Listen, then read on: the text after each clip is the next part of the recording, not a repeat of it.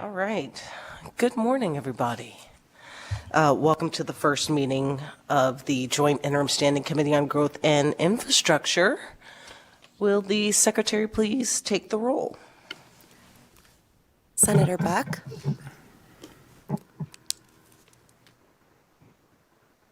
Senator Daly. Here. Assemblywoman Brown May. Here. Assemblyman Carter. Present. Assemblywoman Dickman. Here. Assemblywoman Gallant. Here. Assemblyman Watts. Here. Chair Harris. Here, thank you so much. We have a quorum.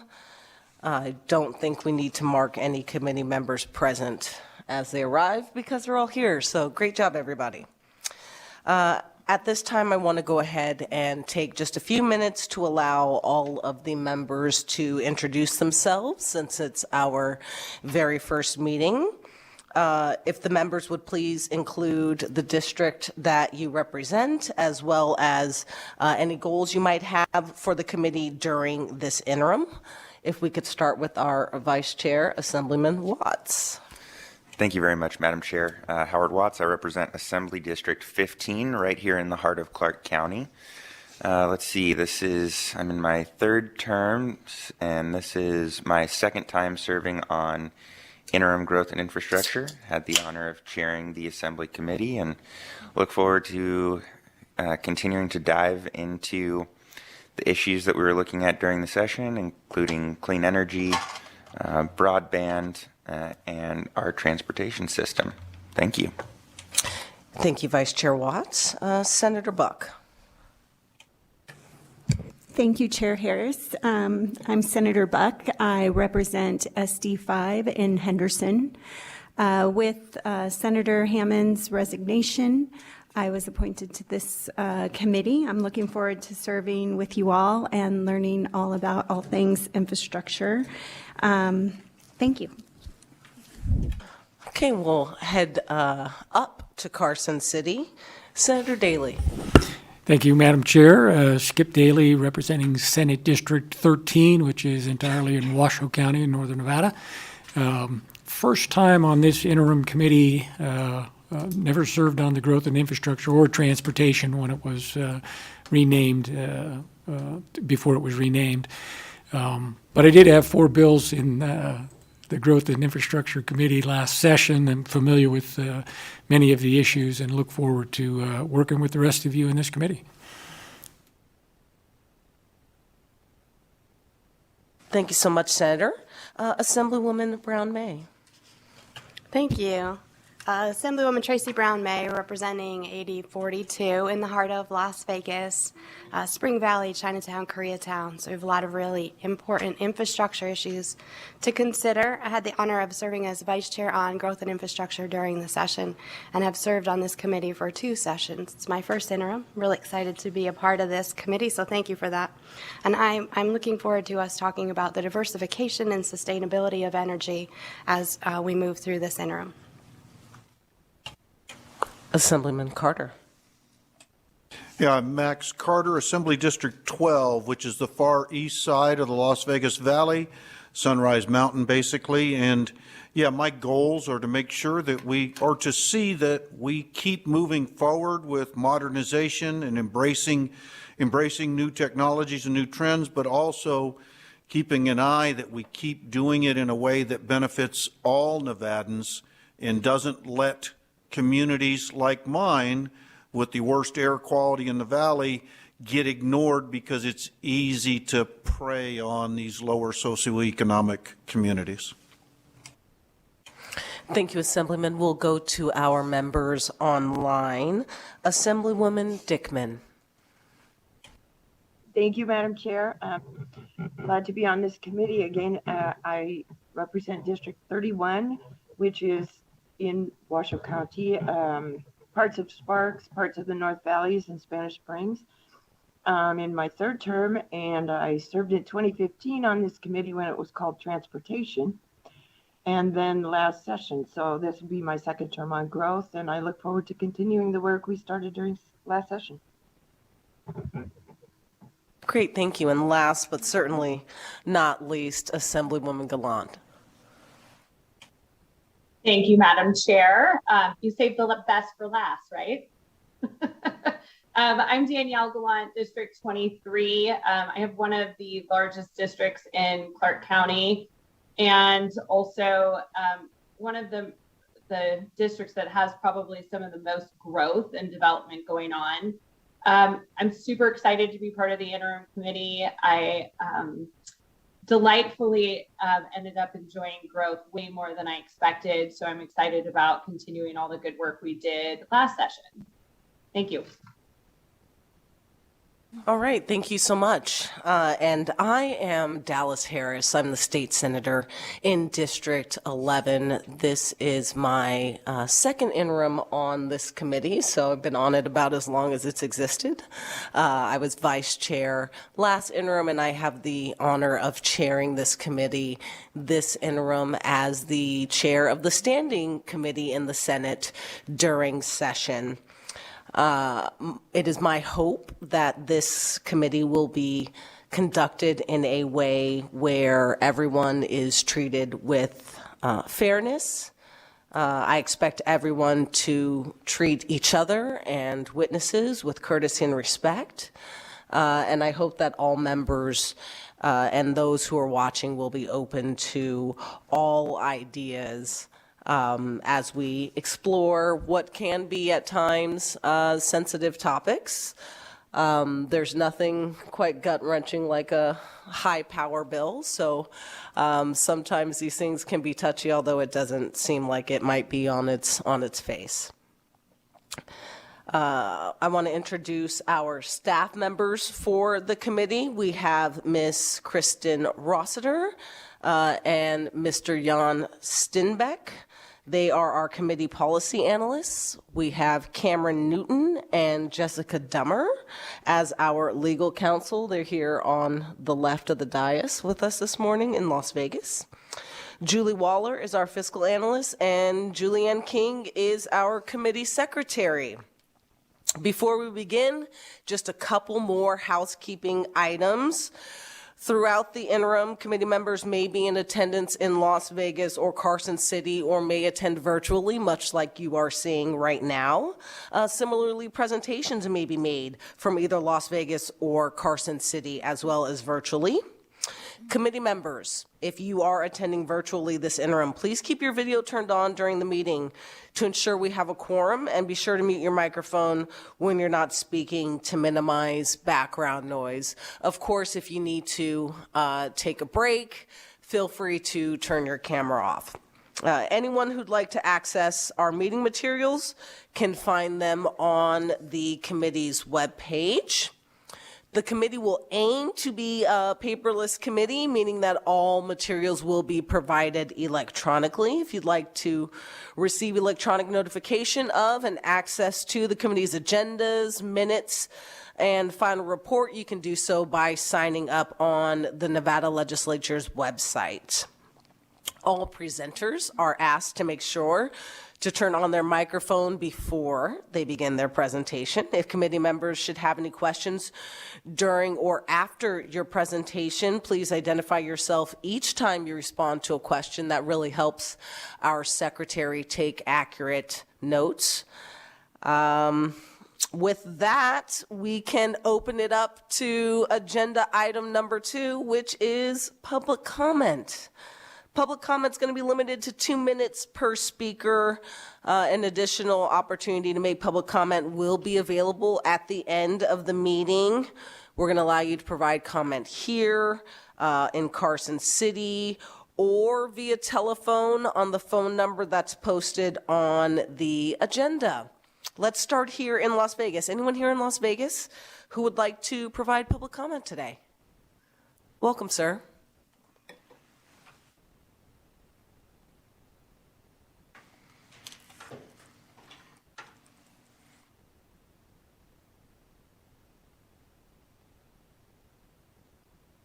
Good morning. Tony Simmons, Tony, Simmons.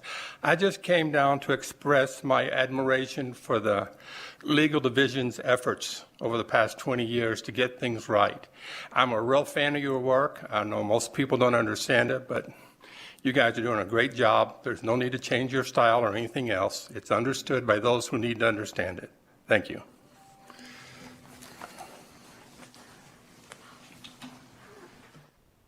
Good morning, Chair Harris and members of the committee. My name is Jamarian Williams, and I am the Government Affairs Manager for Western Resource Advocates. Western Resource Advocates, we're a regional nonprofit organization fighting climate change and its impacts to sustain the environment. I just have a few comments. I'm here today to share our strong beliefs in the importance of prioritizing clean energy, affordability, reliability, and transparency in utility resource planning. The decisions made in this regard have significant implications for our state, environment, and the well-being of Nevadans. Utility resource plans determine the mix of energy sources used to generate electricity. Prioritizing clean and renewable energy sources such as solar contributes to sustainability and helps mitigate the environmental impacts of energy production.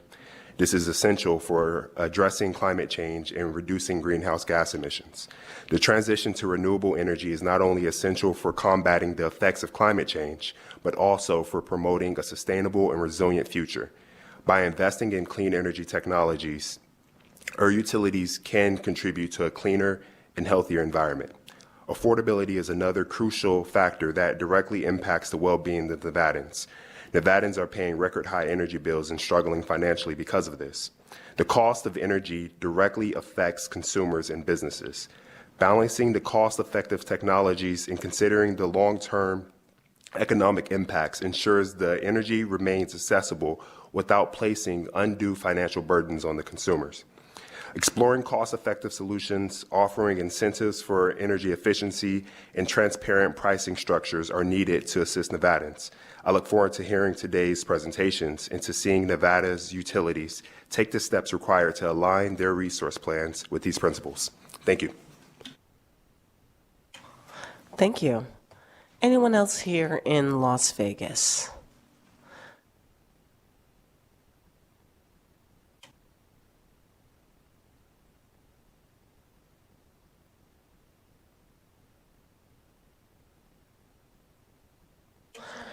You're going to want to click the button in front of you that says mic. That one. There we go. Thank you. Good morning, and thank you, Chair Harris, members of the committee. My name is Mercedes McKinley, and I am the Nevada field organizer for Moms Clean Air Force and Ecomadres. We're a community of 1.5 million moms and dads united against air pollution to protect our children's health. We fight for equitable solutions addressing air pollution and climate change. I'm a proud Nevadan and a former longtime resident of East Las Vegas and North Las Vegas. I'm a mother and a former elementary school teacher. My experiences here have deeply rooted me in my community's fight for cleaner air and affordable energy. Today, I stand before you to highlight the urgent need for Nevada to transition from fossil fuels, particularly methane gas, to cleaner, more affordable energy resources. Methane gas is a key contributor to air pollution and not only has harmed the health of our children and our families, but it's burdened us with unpredictable costs. This past year alone, soaring gas prices have hit Nevada families especially hard. During the winter, it's cheaper for me to bring my toddler into my one bedroom and run a space heater than it is to heat an entire 3-bedroom apartment in a heavily methane-reliant building. I talk to families who often share with me that their bills from NV Energy and Southwest Gas are often the second highest bill they pay monthly after their rent and their mortgages, overshadowing car notes. These energy bills are reducing the quality of life for Nevadans, and I urge you to develop policies for the 2025 session that hold utilities accountable to hardworking families and collaborate with the Public Utilities Commission. These actions will ensure no Nevada family is left behind in our clean energy transition. The future of Nevada and our children depends on the choices we make today. I thank you so much for your time and earnest request to your commitment to a cleaner, healthier, and more affordable energy future for all of us. Thank you so much. All right, thank you. Anyone else here in Las Vegas? Seeing none, we will go up to Carson City. Is there anyone in Carson City who would like to provide public comment today? And I'll rely on some hand signals from you, Senator Daley. There are no one here. Oh, yeah, the mic will also do, I guess. Thank you. BPS, is there anyone on the phone lines who'd like to provide public comment?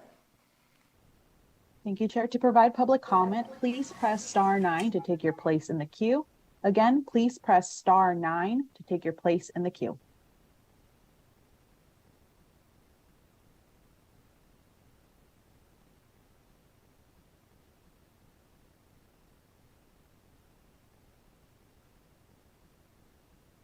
Caller, you are unmuted on our end. Please go ahead. Good morning, Chair Harris and members of the committee. My name is Christy Cabrera-Georgeson, and I'm the Deputy Director of the Nevada Conservation League. Nevada is a national leader in clean, renewable energy. The state is ranked second in the nation for geothermal generation and first for solar generating potential. Our booming clean energy economy is a direct result of bipartisan leadership in our state legislature, who understand the vital role clean energy plays in our economy, communities, and the fight against the climate crisis. Through their joint efforts, Nevada has adopted important legislation that set critical GHG reduction goals, increased our RPS, and expanded transportation electrification. While our clean energy economy is growing, we still have a long way to go. The latest statewide greenhouse gas emissions report shows Nevada is still not on track to meet our climate goals, and we continue to be over-reliant on fossil fuels, including methane gas. In addition to contributing to climate change, burning fossil fuels poses a direct threat to our health. Gas appliances in our home emit the same pollutants as car exhaust, increasing the risk of asthma and respiratory problems. Moreover, the volatile nature of the cost of fossil fuels leaves families vulnerable to price spikes, calling on the need for investments in homegrown renewable energy as well as energy efficiency programs.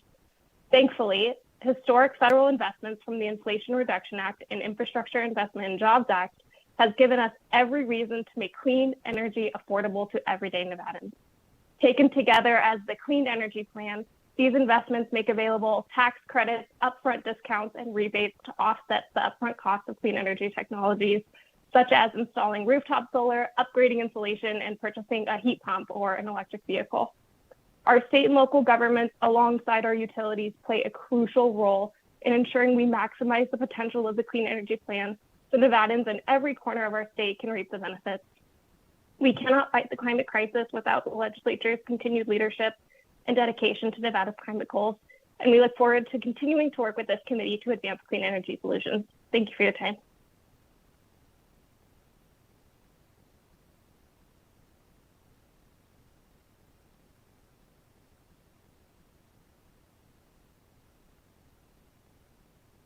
The public line is open and working, but we have no additional callers at this time. All right, thank you so much. We will go ahead and move on to the next agenda item, which is an overview of the Joint Interim Standing Committee on Growth and Infrastructure, which will be given by our lovely senior policy analyst, Ms. Rossiter. I'll go ahead and turn it over to her to give us a little bit of a rundown about the committee. Thank you, Chair Harris, Vice Chair Watts, and members of the committee. Good morning. I'm Kristen Rossiter, Senior Policy Analyst with the Legislative Council Bureau. And this interim, I'll be serving as the Policy Analyst for the committee. Before I begin, I would like to note that as nonpartisan staff, we are here to serve the committee and its members, but we do not advocate in favor of or in opposition to any issue considered by the committee.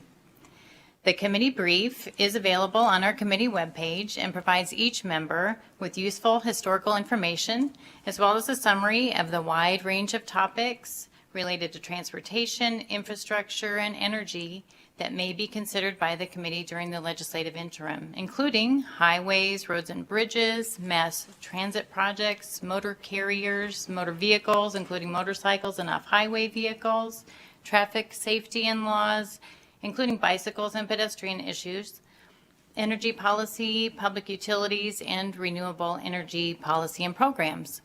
Inside the document, you will find information on the committee and its membership, meeting dates, relevant reports, as well as staff contact information.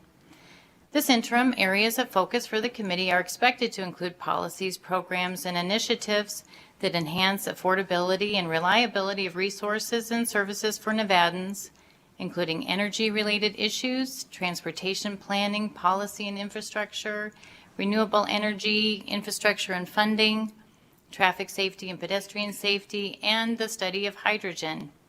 With respect to the study of hydrogen, Senate Bill 451, which passed during the last legislative session, directs the committee to conduct a study during the interim concerning hydrogen as a potential energy resource, as well as development of hydrogen technologies in Nevada. The committee is required to submit the study results to the Director of the Legislative Council Bureau for transmittal to the next legislative session, including any recommendations for possible legislation. As you may know, the Legislative Commission has authorized 6 meetings in total for the committee, and the committee may request up to 10 bill draft requests. The work of the committee must conclude by August 31st, 2024. Thank you for this opportunity to present the committee brief. I look forward to supporting the work of the committee during this legislative interim. Thank you so much. Committee members, do we have any questions?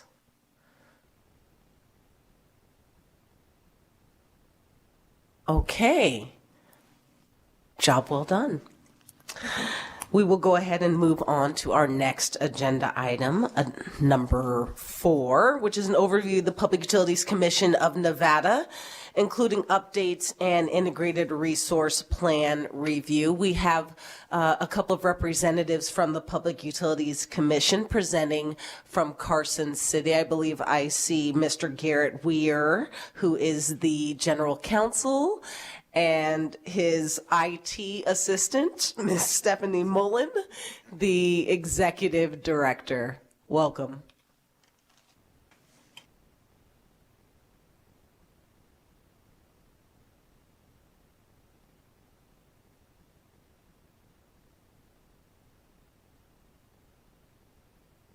Screen.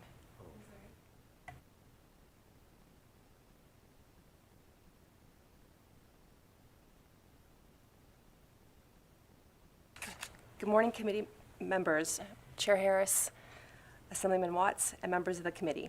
I am Stephanie Mullen, and with me is our General Counsel, Garrett Weir. Today we're going to share a brief overview of the agency's structure and operations. UCN is a regulatory agency that ensures investor-owned utilities comply with laws enacted by the Nevada Legislature. The basic regulatory duties, powers, and scope of work are defined by the legislature and codified in statute. The PUCN regulates approximately 400 investor-owned utilities engaged in natural gas, electric, telecommunications, water and wastewater service, gas and electric master meter services at mobile home parks, and some propane systems.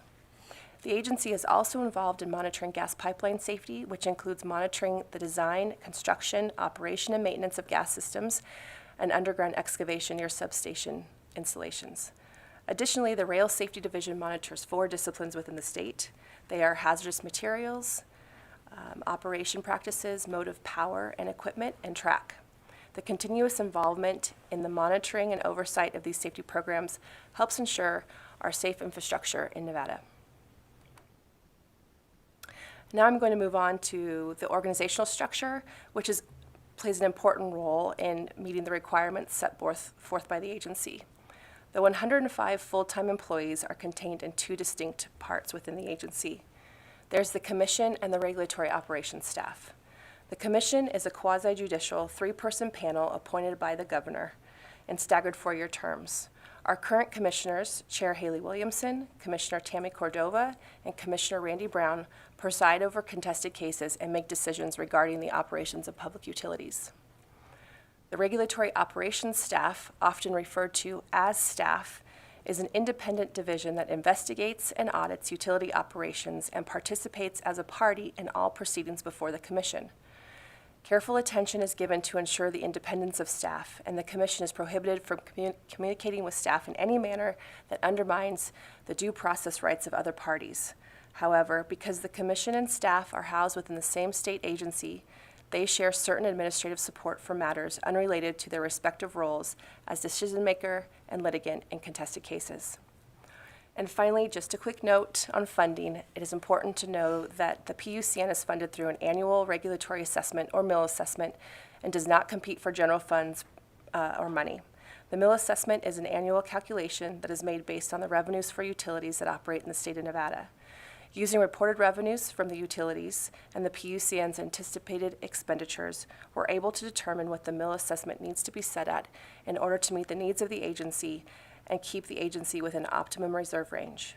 And with that, I will pass it on to Garrett Weir. Good morning, Chair Harris and members of the committee. It's great to be here. For the record, I'm Garrett Weir, General Counsel for the Public Utilities Commission, and I'm going to walk through the types of utilities that the PUC regulates. Actually, I'm going to just provide details regarding the electric and gas sectors, and I went ahead and we included in our slides some of the other types of utilities, but I won't go into the same level of detail for those. And then I'll spend some time talking about the types of proceedings that the Commission presides over. So for electric service, for that sector, the Commission primarily regulates 2 electric utilities in the state that provide retail electric service. Those utilities are Nevada Power Company in the south and Sierra Power Company in the north, and they both do business under the name NV Energy. For the rural cooperative associations that provide electric service within the state, the Commission's regulatory jurisdiction is limited to their service territory boundaries. The policy reason for the Commission not having oversight of the terms and conditions of a co-op's electric service is that the co-op is ultimately accountable to its members. There's a political mechanism through which the leadership of a co-op can be unelected if members are unhappy with management decisions and the resulting service and pricing. In the electric sector, the PUCN regularly presides over cases involving rate making, integrated resource planning, and permitting. And as previously mentioned, there are many cases implementing numerous state policies and programs related to things like renewable energy development, energy efficiency, and consumer protection. These cases affect the prices that Nevadans pay for electricity, as well as the short and long-term planning obligations for utilities who serve Nevadans. The rates charged to customers of electric service consist of various components intended to recover particular costs. The largest component, which appears as electric consumption on your bill, includes fuel and purchase power costs and other general costs of operating a utility, not specifically collected by another rate. Other rate components recover costs associated with legislatively mandated programs related to renewable energy, energy efficiency, natural disaster protection, and low-income assistance. The rates set by the PUCN allow for recovery of only prudent and reasonably incurred costs, plus revenue sufficient to provide utilities with an opportunity for a reasonable return on capital investments. Notably, the PUCN does not allow NV Energy or other utilities in the state to earn a profit on fuel and purchased power costs, such as renewable energy power purchase agreements or on the operations and maintenance expenses, such as employees' salaries. Finally, it's important for customers and policymakers to recognize that rate-making issues are generally zero-sum in nature. There are rarely win-win outcomes when parties are arguing about who should pay for costs that were incurred by a utility. Allocating fewer costs to one party will result in allocating greater costs to another. Inevitably, the losers in the decision-making process will be unhappy with the results and causing unhappiness for nearly every interested stakeholder at some time or another. For parties who believe that a commission decision is inequitable or unlawful, though, there are processes in place to seek an appeal, first at the administrative agency level through reconsideration or rehearing of a matter, and subsequently through judicial review by the state's courts.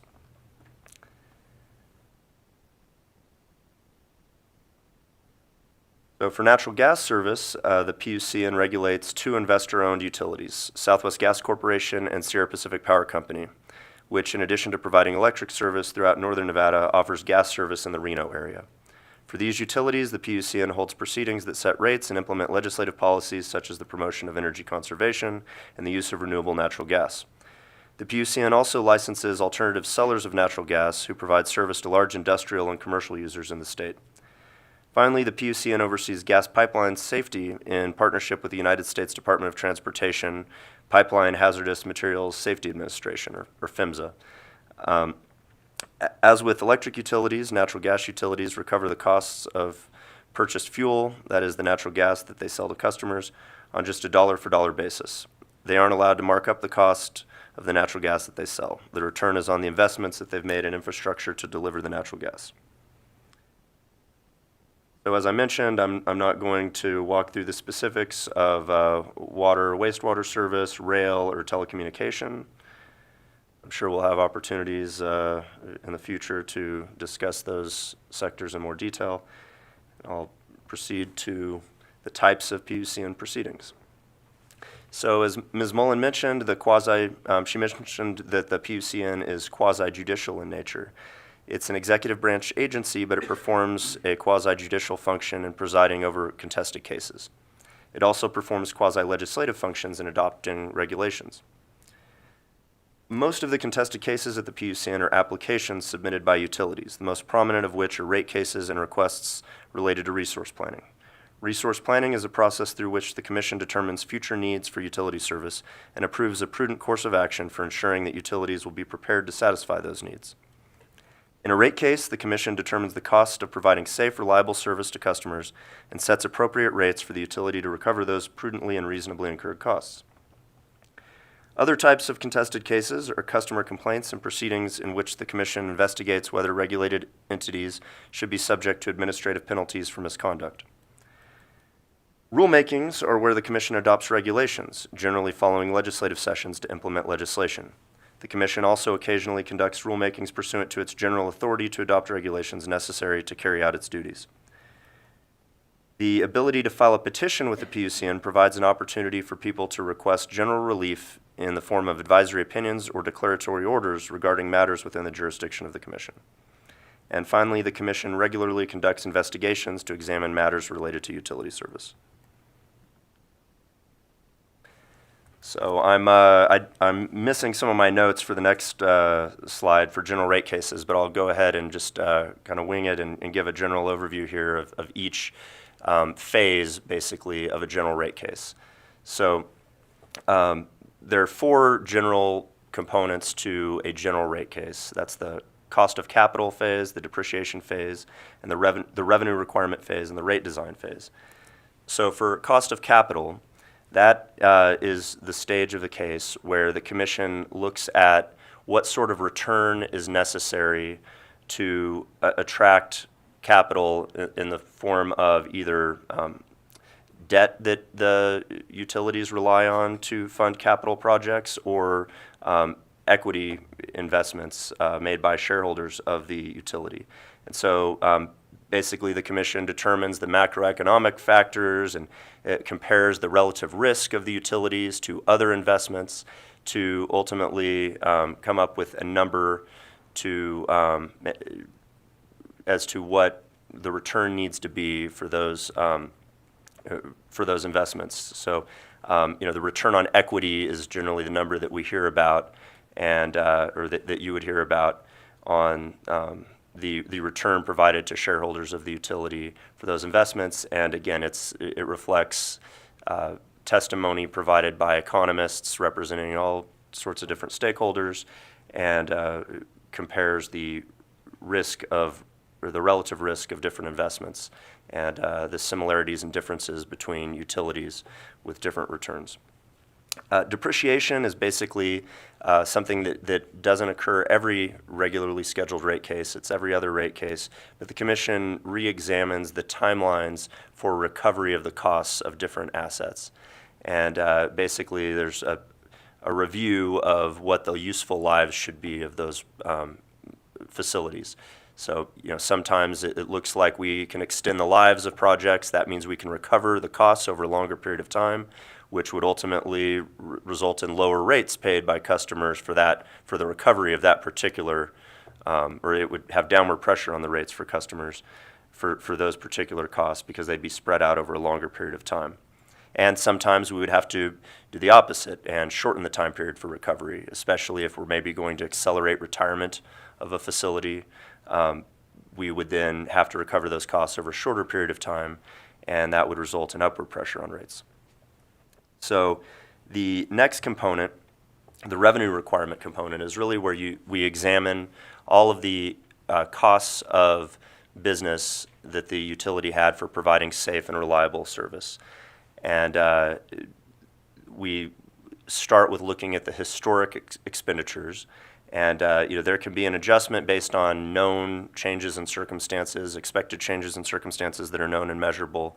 But we start with the historic spending and look at the prudence of those costs and the reasonableness of them to come up with a number, which is termed the revenue requirement, that is the amount of money that the utility should be recovering to provide not just the service, but to also have an appropriate return on its investment. And finally, the rate design phase is where once we've determined that amount of revenue requirement that the utility needs to recover, we design rates to make sure that they recover it. And there's an examination of the cost of providing service to different customer classes. And based on that cost of service, different rates are designed for different customer classes to ultimately recover that revenue requirement. So that's really a phase where you tend to have the different customers arguing about what the rate design should be, because at that point, once there's a revenue requirement determined, the utility is theoretically going to be made whole. It's just an argument about who should pay to ensure that they recover those costs. And so those are the general phases of a rate case, a general rate case. And then I'll go ahead and talk about a couple of other types of proceedings, beginning with integrated resource planning. So an integrated resource plan, or IRP, is a utility's long-term or 20-year plan to meet demand for gas, water, wastewater, or electric services in an efficient, reliable, and sustainable manner at the lowest reasonable cost to customers. The 20-year IRP includes an immediate 3-year plan. And, I'll get into, I guess, the timelines for filing those in a moment. So utility expenditures for plant generation, transmission, and distribution are scrutinized and approved by the PUCN before the facilities are acquired or constructed. A determination is made by the PUCN in an IRP that a specific facility is a prudent investment, and the utility should proceed with its plan for the facility. The IRP process is thorough and analyzes and assesses many different ways to meet forecasted demand, including conservation and renewable energy resources. Once approved in an IRP, a project is deemed prudent, and there is essentially a presumption of recovery of all reasonably incurred costs associated with the project in a future rate case. Even though IRPs cover a 20-year period, the legislature requires electric and certain water and wastewater utilities to submit an IRP at least once every 3 years to the PUCN. This schedule allows utilities to address continuing changes in consumer needs, such as the necessity to build facilities to meet increasing demand for electricity or sewer and water services. However, construction predicted in a utility's IRP to be necessary many years in the future may or may not come to fruition as the utility's IRP changes with each 3-year filing due to customer demand growing or slowing. IRPs must go through the PUCN's hearing process to determine whether the utility's plans to meet future demand are efficient, reliable, and sustainable, and will be achieved at the lowest possible cost to customers. The receipt of an electric utility's IRP filing by the PUCN initiates a process that must, by Nevada law, be completed within 210 days. The law requires the PUCN to accept or deem inadequate or modify, as appropriate, the plan contained in the IRP filing within that period of time, with the exception of the energy supply plan portion of the electric utility's IRP filing, which must be accepted or deemed inadequate within 135 days. Electric utility IRP proceedings are typically contested cases involving many parties to the proceeding, conducting discovery and presenting evidence at a hearing. For more information about the PUCN's processes and procedures, I'll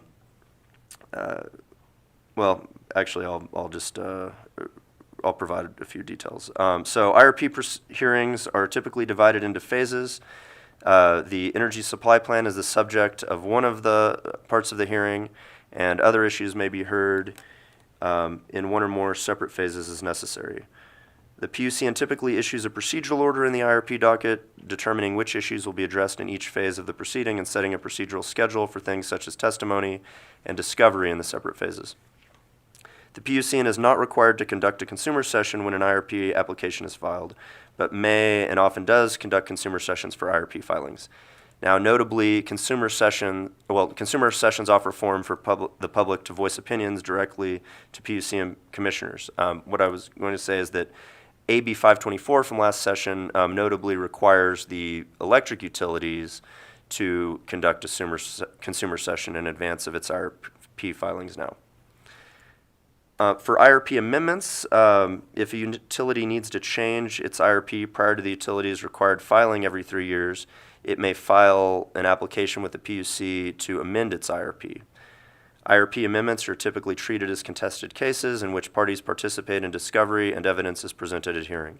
The PUCN must take action on IRP amendments in 165 days rather than 210 days. So now I'll provide a quick update regarding recent changes from last legislative session to the resource planning processes for gas and electric utilities.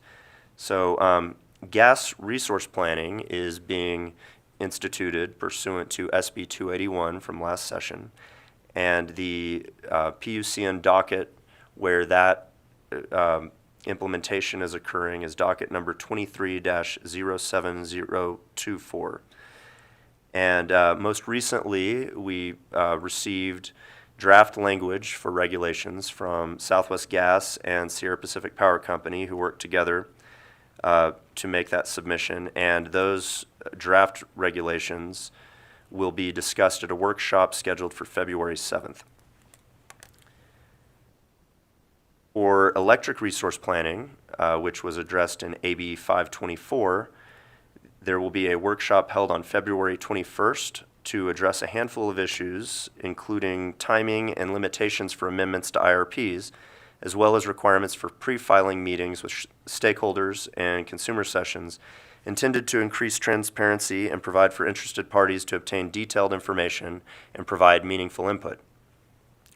Other IRP-related issues will be addressed in docket number 23-05013, the investigation related to examining process, modeling, and analytical improvements to NV Energy's integrated resource planning.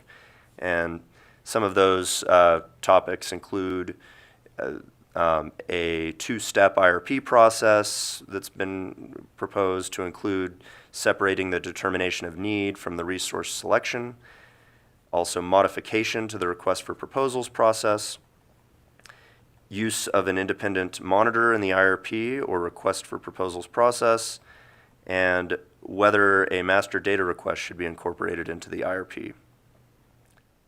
Then the next type of case that I'm going to discuss, the last of some of these major cases that I think it's helpful to provide background on, is the deferred energy accounting adjustment mechanism. So this is a mechanism that provides for recovery of fuel and purchased power costs. So those are the costs of the natural gas purchased for a gas utility. It's the cost of the actual natural gas that it purchases for delivery to customers for their use, and as well as the interstate pipeline service used to obtain the natural gas. Natural gas utilities' fuel costs might reasonably be expected to account for a third of a customer's bill in southern Nevada and 55% or so in northern Nevada, depending on market conditions. For electric utilities, fuel costs include the cost of coal and natural gas to generate electricity at power plants. Electric utilities also incur purchased power costs when they buy electricity in the wholesale market, including renewable energy. Electric utilities' fuel and purchase power costs could be expected to account for approximately a third of customers' bills, again, depending on market conditions. Fuel and purchase power costs are passed on to ratepayers on a dollar-for-dollar basis without providing any profit to the utilities. The rates charged to customers, retail customers, consist of two components to recover those costs: the base tariff energy charge, or the BTER, and the Deferred Energy Accounting Adjustment, or the DEAA. The BTER is set to collect from ratepayers the estimated cost of fuel and purchased power. It's updated each quarter to reflect the average recorded costs and fuel purchase, the average cost of fuel and purchase power for the previous 12 months. The DEAA rate eliminates the difference between the BTER revenues and the utility's actual costs of fuel and purchase power, so that in the end, ratepayers only reimburse the utility for its actual costs. If the BTER was set too high, customers receive a credit in the DEAA. If the BTER was too low, the utility collects the difference. Both rates are updated each quarter according to Nevada law. These quarterly rate adjustments are not subject to the requirements for notice and a hearing as other types of rate adjustments, because these costs are subject to review and adjustment in an annual filing in which they are reviewed for prudence and subject to possible disallowance. So for those proceedings on an annual basis, electric and gas utilities apply to the PUCN for a determination that their fuel and purchase power costs for the previous calendar year were prudent. In general, electric utilities make a filing called a Deferred Energy Accounting Adjustment application, and gas utilities make a filing called an Annual Rate Adjustment application. The PUCN examines the fuel and purchase power costs presented in these applications to determine whether utilities prudently incurred them. These applications may also include requests to set other rates, such as renewable energy program rates for electric utilities and shrinkage rates for gas utilities. Decoupling adjustments also occur there for gas utilities. The receipt of a utilities application initiates a process that must, by Nevada law, be completed within 210 days. And if it isn't completed within that period of time, the rate adjustment request by the utility would be deemed approved in its entirety. So the PUCN is required to conduct a consumer session when an application to recover fuel and purchase power costs requests an increase of a certain amount specified in statute. Consumer sessions offer a forum for the public to voice opinions on these applications directly to PUCN commissioners.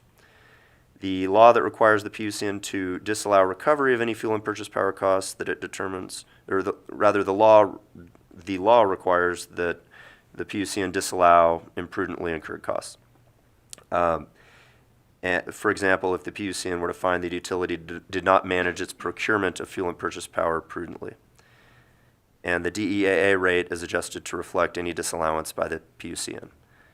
So finally, I'll just discuss some of the additional duties that the PUCN has taken on recently, as the scope of duties does seem to increase with every legislative session and as technologies change. So utility regulation continues to evolve with the development of new technologies and ambitious public policies to advance the safety and reliability of service, as well as conservation, environmental protection, and economic development. As a result, the PUCN's duties expand every year, and the issues before the Commission continue to grow in complexity. We're constantly addressing exciting, nuanced issues that affect all of Nevada's residents and visitors. As I mentioned, it's often difficult for the PUCN to arrive at outcomes that please everyone, but the people and processes at the agency are focused on achieving evidence-based decisions that equitably balance the interests of utilities and consumers. The PUCN embraces its changing role, which now includes facilitating innovation where appropriate to advance the public interest. Increasingly, the Commission is faced with unprecedented proposals that require problem-solving and thoughtful consideration of costs, benefits, and risks to advance public policy while protecting ratepayers. And with that, we are available to answer any questions. Okay, thank you. I think we have a couple. We'll start here in Las Vegas with Vice Chair Watts. Thank you very much, Madam Chair. Thank you for the presentation. So I know that the Commission gets a lot of feedback from consumers through the consumer sessions as well as through stakeholders throughout its dockets and processes. And so this is a little bit of a broad question, but what are some of the things that the Commission is seeing through some of those proceedings and through some of those consumer sessions? If there are any kind of high-level summaries of some of the concerns that you get, complaints that you get, or issues that are being brought up in some of those proceedings, I think that would be helpful for us to know. Thank you. Sure. Thank you for the question, Vice Chair Watts, and for the record, Garrett Weir, and Chair Harris, through you to Assemblyman Watts. You can go directly. Thank you. Thank you, Chair. So I guess I'll start with just general consumer feedback that we see at consumer sessions. Probably the largest concern that we've heard expressed to us, and also through complaints that are received informally by our Consumer Complaint Resolution Division at the agency, are people are concerned about rising utility rates for electric and gas service, and it really is boiling down mostly to those fuel and purchase power costs that I discussed, and not fully understanding the way that cost recovery occurs. And so with significant increases to the cost of natural gas, primarily recently, there have been adjustments that don't go through the normal, proceedings for recovery of other types of costs, but that just are automatic on a quarterly basis to basically make up the difference between what we had forecasted as the cost of fuel and purchase power and what the actual costs were, which were higher than anticipated. So those adjustments reflect the market conditions for natural gas as a commodity. Those costs are now going back down, but it's going to take a while. There's a lag, and but eventually customers should see some relief in that the BTER and that DEAA component of bills. So that's the primary concern that we've heard raised by folks, but then just a general concern about making sure to scrutinize utility expenditures. And we've had rate case. We just concluded a general rate case in Southern Nevada for Nevada Power Company, and the commission certainly in that case heard from consumers a desire for rates to remain affordable. So as far as other types of concerns that have been raised, I'm sure you are aware of some of the issues that have been raised within the context of resource planning proceedings. A lot of those issues have been brought forward for a decision with the commission within the context of rulemakings and investigations related to resource planning, but then also the proceedings themselves, the contested proceedings. So I want to be careful to not talk about some of those issues that are pending before the commission right now, but there are some general concerns about the transparency of the process, and just some of the ways that the process could be modified to provide for more meaningful engagement from stakeholders. So I guess I'll conclude with that, and I can provide additional information if necessary. Thank you, Mr. Ware. I appreciate it. Assemblywoman Brown May.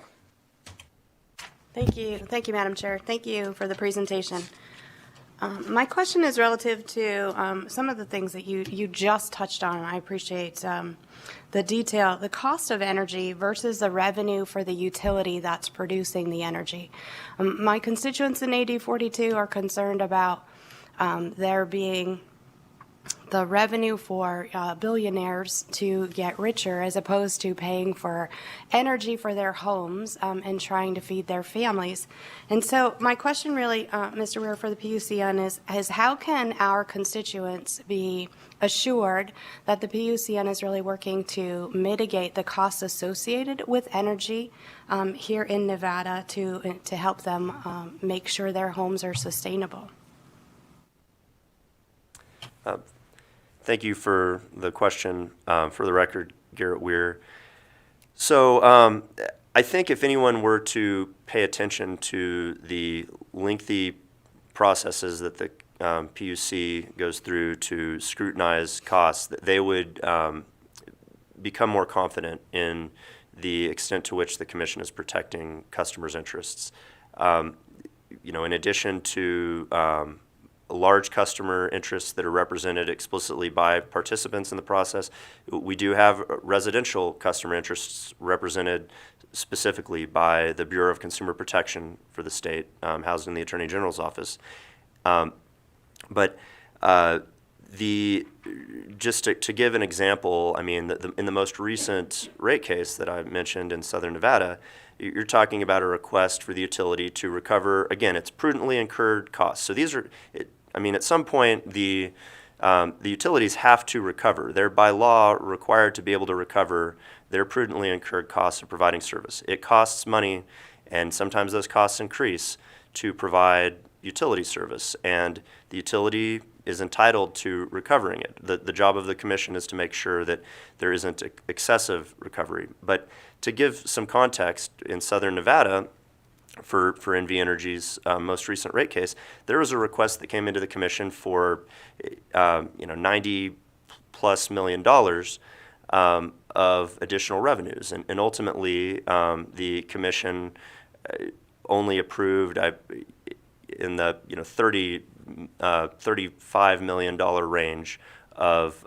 additional costs. I mean, that's a significant adjustment, and that reflects the process that scrutinized the request and ultimately was looking out for the interests of customers, but also balancing the interests of the utility, which that's something that sometimes people don't recognize, is that the Public Utilities Commission has a statutory duty to balance those interests of the ratepayers and the shareholders of the utility. Thank you, Mr. Weir, for that. I appreciate having that information on the record. I would also follow up with one quick question: is what can we as legislators do to help alleviate some of the burden on our constituents?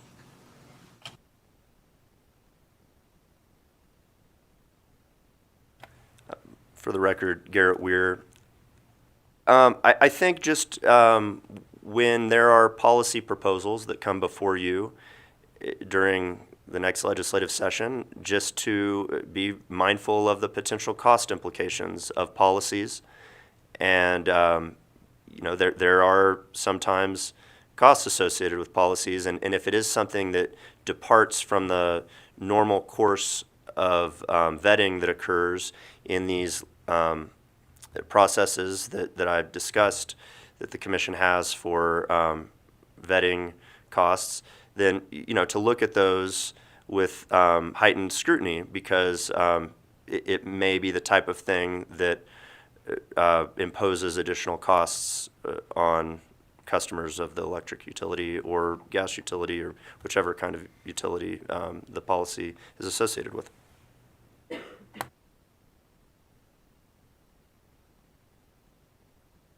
Okay, do we have any questions in Carson City? Senator Daley?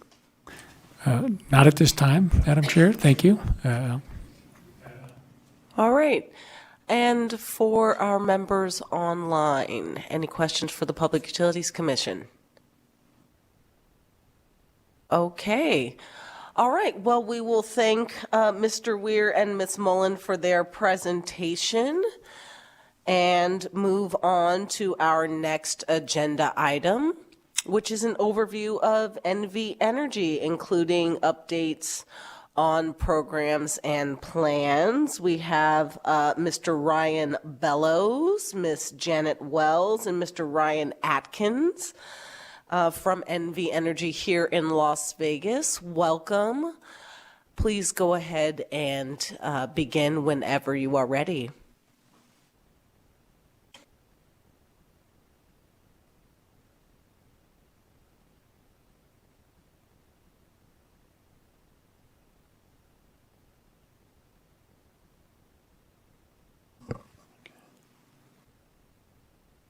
Well, Chair Harris, Vice Chair Watts, members of the committee, we are grateful for the opportunity to present here before the Joint Interim Standing Committee on Growth and Infrastructure. My name is Ryan Bellows.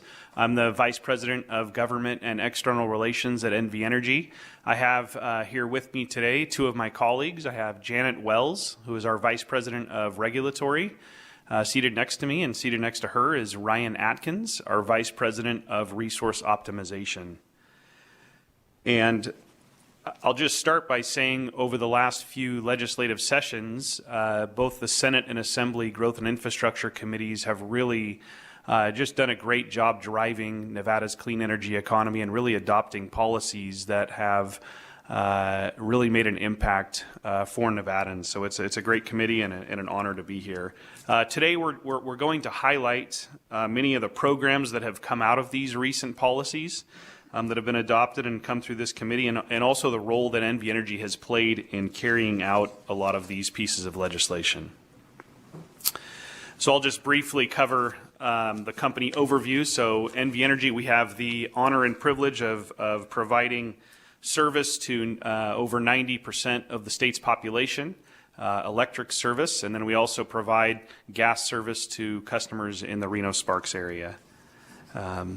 We have approximately or almost 2,500 employees statewide across the state. Over half of those are represented by IBEW Local 1245 in Northern Nevada and IBEW Local 396 in Southern Nevada. And so we're grateful for the IBEW's partnership with us. Been in business for a long time and want to just move forward. Won't take a deep dive into how we generate, transmit, and distribute electricity, but just wanted to dive into some of the policies that have come out of this committee, and starting with the Renewable Portfolio Standard. So even before that RPS, or Renewable Portfolio Standard, was adopted back in 1987, NV Energy signed its first renewable contract, a geothermal contract. We've long recognized the importance of renewable energy. And that portfolio standard, which was last modified in 2019, requires NV Energy to provide 50% renewable energy by the year 2030. And so in the last full year that data has been tracked was 2022. And we're pleased to report that we are at 36.7%, which is far above what was required for that year, which was the 29% requirement. And so we're well on our way to achieving that 50% by 2030, and also making progress towards the carbon reduction goals that were set in that same bill, which are to be achieved by 2050. So our current portfolio of renewable projects is 57 large-scale projects throughout the state. Various resource types, and we're always looking to expand that portfolio and grow that. So at this point, I'll turn the presentation over to Janet Wells. Janet's going to cover NV Energy's rate history, and then she'll turn the presentation over to Ryan Atkins, who will really provide us with some updates just on the Western energy market. Also NV Energy's forecasts and loads, and really the efforts that we've taken to pursue a regional market. And when he concludes, I'll jump back in and cover a few additional programs that have come out of recent legislation. So I'll turn it over to Janet. Good morning, Chair Harris. Good morning, Vice Chair Watts, and members of the committee. My name is Janet Wells. I'm the Vice President of Regulatory for NV Energy, and very much appreciate the opportunity to be with you today. Wanted to talk very generally about rates, although, and even hearing from you this morning, I do understand that the discussion of rates can be something that's challenging to explain to all of our customers. So I have a graph in front of you. I find pictures really are worth 1,000 words, and I wanted to walk through this picture with you of a history of our rates. What's represented here is something that we call an effective rate. You heard Mr. Weir talk about the different components of a bill that an NV Energy customer may see. But at the end of the day, what our customers are experiencing is the total amount of their bill. So what this graph shows you is if you looked at a total amount of a customer's bill and you divided it by how much energy they use, this is effectively the rate that they are paying per kilowatt hour. When you look at the last little over a decade that's represented on the graph here, you see variation. And again, I'm gonna point back to Mr. Weir's presentation as well, because he discussed a little bit the different components of rates, that there are base rates, what we call base rates, which deal with more the investment into infrastructure of the utility, into actually the generating resources that provide the energy. Those are largely, and our general kind of operations costs, those are the base rates. And then on top of that are those fuel rates, fuel and purchase power that, again, Mr. Weir talked about a little bit earlier. You put those two rates together, as well as a few small adders on top that are more of the public program costs, and essentially you get to a total rate or an effective rate. So when you look at the variation on this chart and how it's changed over time, I do need to first clarify that we've taken into account the fact that there's inflation. That's important to understand, that $1 for a customer has a different value at different times in history versus today. So this has taken into account inflation. And over this time period until around 2022, both Nevada Power and Sierra Pacific had no change to their base rates. So those rates that are really addressing investments made, that are addressing operations costs. But where this variation came from over the past decade or so was the fuel rates, both fuel and purchase power. So that decade or so of no change to base rates, and at times actually declines in base rates, are reflected here. And then you're going to see in 2023 there's quite a peak, and that was what all of our customers have experienced in the last year, and that was driven by increases in fuel costs as well as purchased power, so that market energy that we need to buy, particularly over the summer, when the NV Energy-owned generation assets do not provide enough power for us to serve our customers. You're also going to see on the graph there's a decline showing in 2024. Obviously, that's a forecast, and that's a forecast that's Ms. Wells, yes. can I just pause here? Absolutely. We have a whole section where Yes. we're going to discuss rising energy costs. Okay. And so we can take all the time we want on this slide then. Okay. I think we might want to get through other topics related to the company here, and then we can take as deep of a dive on what is causing the increase in the rates, how rates are calculated, all of that under agenda item number 7, if that's okay. Absolutely. All right. Hope that doesn't throw y'all off too much. No, not at all. I'm happy to discuss it when it works best for all of you. Lovely. So.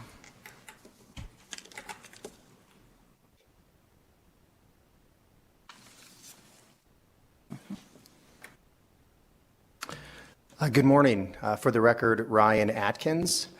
So my goal this morning is to talk about resource adequacy and some of our planning, and to do so in a way that's easy to digest, because it can be a complex topic and difficult to grasp some of the things that we are dealing with as a company.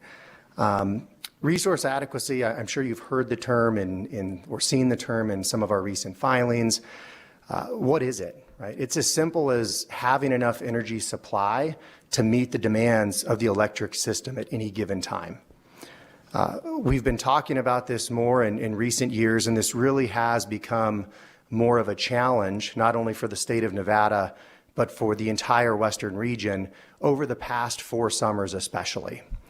There was a real exclamation point on that in August of 2020 when California experienced rolling blackouts throughout the state, and we in Nevada came very close to experiencing those same conditions.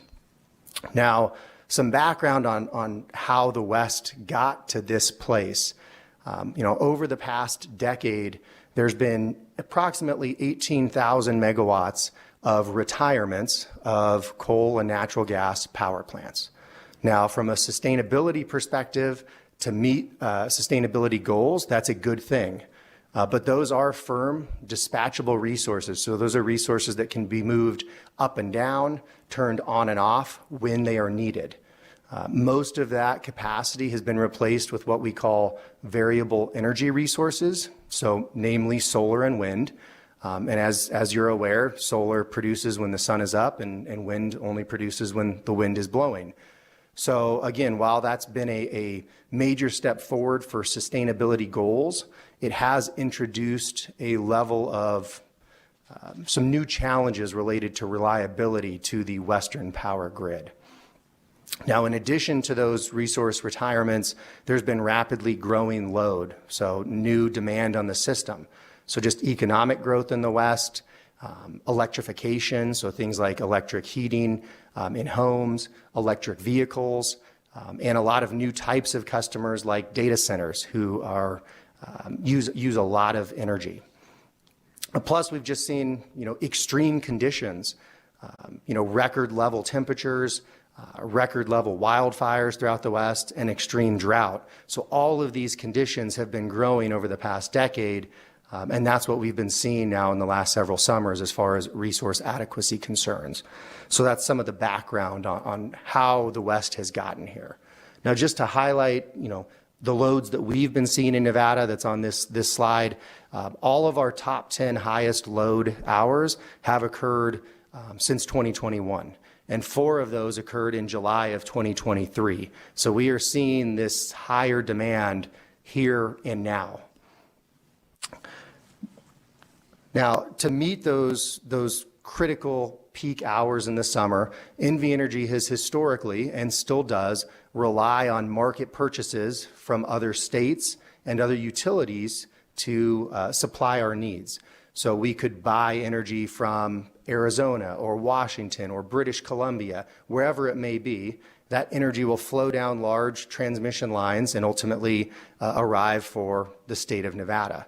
Now, because of these resource adequacy challenges that I just discussed, that energy has become less available, more expensive, and less reliable. So we've seen the last 4 summers, during those critical hours, large curtailments of that energy. So that just means that the suppliers we purchased from no longer had the supply, no longer had the availability on transmission lines to flow that to Nevada, whatever it may be, but that energy is not showing up at the same rate into Nevada. So there's real challenges associated with relying on other states and other utilities to serve our critical summer peak needs. Now, to try to mitigate and some of those risks that are occurring, we will be filing a triennial integrated resource plan by June 1st of this year.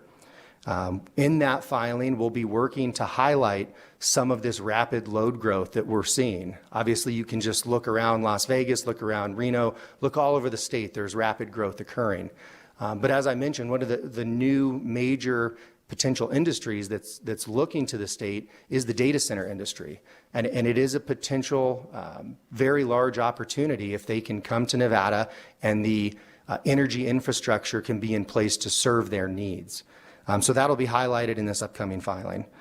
We also need to ensure that we're going to meet the state sustainability goals, most notably the RPS requirement that was previously referenced. So that requirement is currently set at 34%, but will be rising to 42% in 2027 and 50% in 2030. So as a part of this filing, we're going to have to identify resources, a diverse mix of resources that can provide the reliability that we need to serve our customers in the summer, but also ensure that we're meeting the sustainability goals that the state has set forth. And that's going to be a combination. I don't have specific projects to give you, but there's going to be, and we're evaluating all technologies, right? Solar, batteries, geothermal, wind. We're looking at all these options so we can put forth the best portfolio that's going to be reliable, affordable, and sustainable for our customers. Now, looking beyond that filing, we're also looking at the development and participation in future energy markets. So as a part of SB 448 that was passed in 2021, NV Energy is required to join a regional transmission organization, or an RTO, by 2030. Now, there are some provisions that, that can be waived or delayed if that market's not available or if there's other conditions that arise. But I thought it'd be helpful just to briefly give an explanation of what an RTO is and why the state is looking at that. So the West is very unique from an electric grid perspective. So outside of California, every utility is planning for themselves. So NV Energy plans for our customers, Idaho Power plans for Idaho's customer, and so on.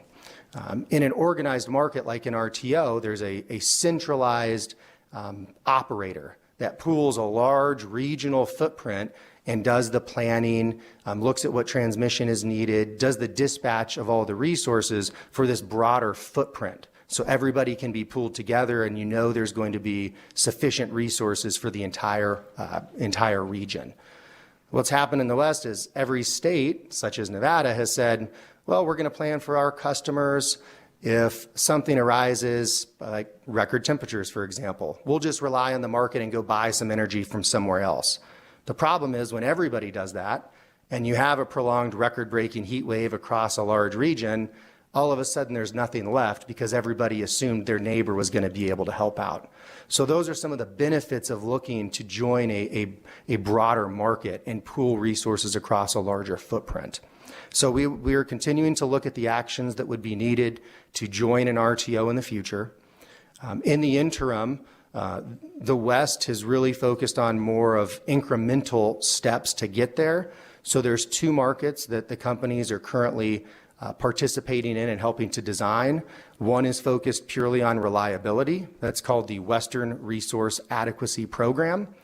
This is actually a huge step forward for the West. Nearly every major entity outside of California is participating and has agreed to a new standardized metric that everyone must meet for the amount of resources to participate in this program. And if you don't do that, there can be significant financial penalties levied across or to the utility that doesn't have sufficient resources. So this is, in theory, going to be a huge boost. We're going to start participating in the binding phase in the winter of 2027, but the hope is that this is really going to increase reliability for the entire Western region. Now, in conjunction, we're also looking at joining a day-ahead market. This is more focused on the optimization of our assets. So we're currently in what's called the Western Energy Imbalance market that is operated by the California ISO.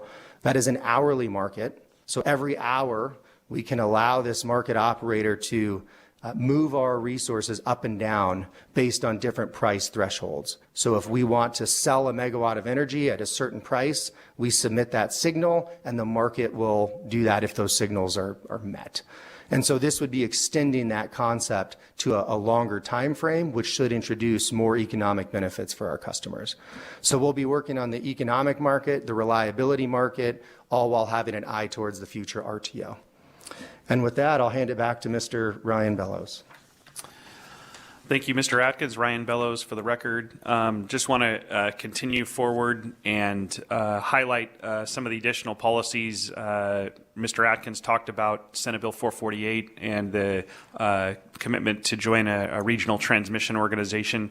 Another big component of that bill was the GreenLink Nevada Transmission Initiative, transmission project that we're in the process of designing and eventually building. And so this GreenLink is going to be the key to being able to bring on these additional renewable resources that Mr. Atkins described. And so if you can see the map there up on the screen, I know it's a small print, but along the dotted lines on the west side of the state is GreenLink West.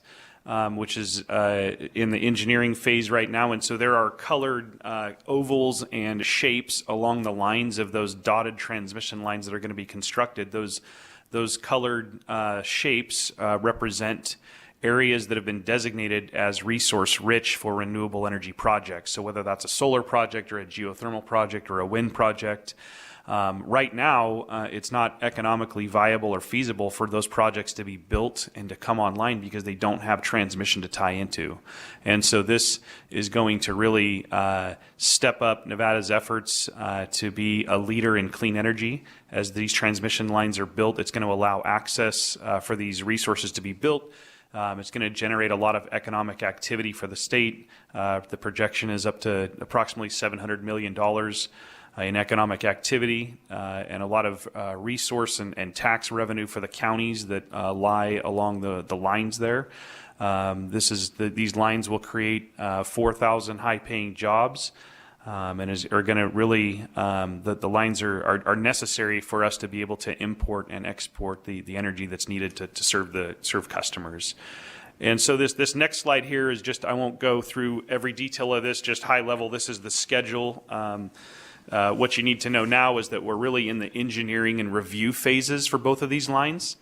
GreenLink West is going to be first, and so the BLM has been the lead agency really leading the charge on reviewing the environmental impact statements. We expect a record of decision from the BLM by June of this year on GreenLink West, and then hope to have a notice to proceed in hand by the end of the year so we can begin construction on that line at the beginning of 2025.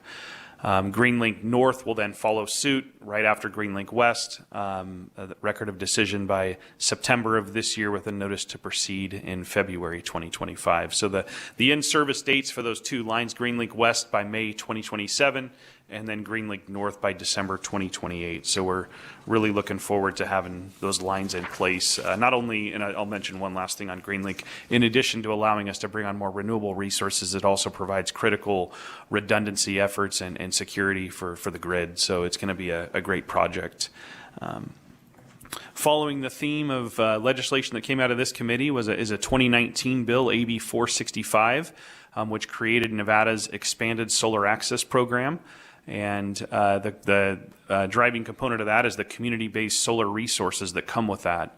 And so to date, we've constructed and completed 3 of those projects.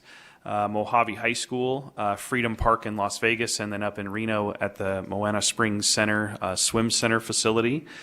These projects have been built with worksite agreements with the IBEW. They've also been built in conjunction with certified workers from the Nevada Department of Employment Training and Rehabilitation. So it's just been a great program, one that we've seen take off. We hope to bring on more projects soon. One of the difficulties in bringing more on on a quicker pace are as far as it needs to be processed with a city or a county or a governmental entity, typically to drive the program, and a lot of times that entails a lot of review and permitting and lease permits and contracts that go before city councils and commissions for approvals. And so we're certainly hoping to move quicker and bring more projects on.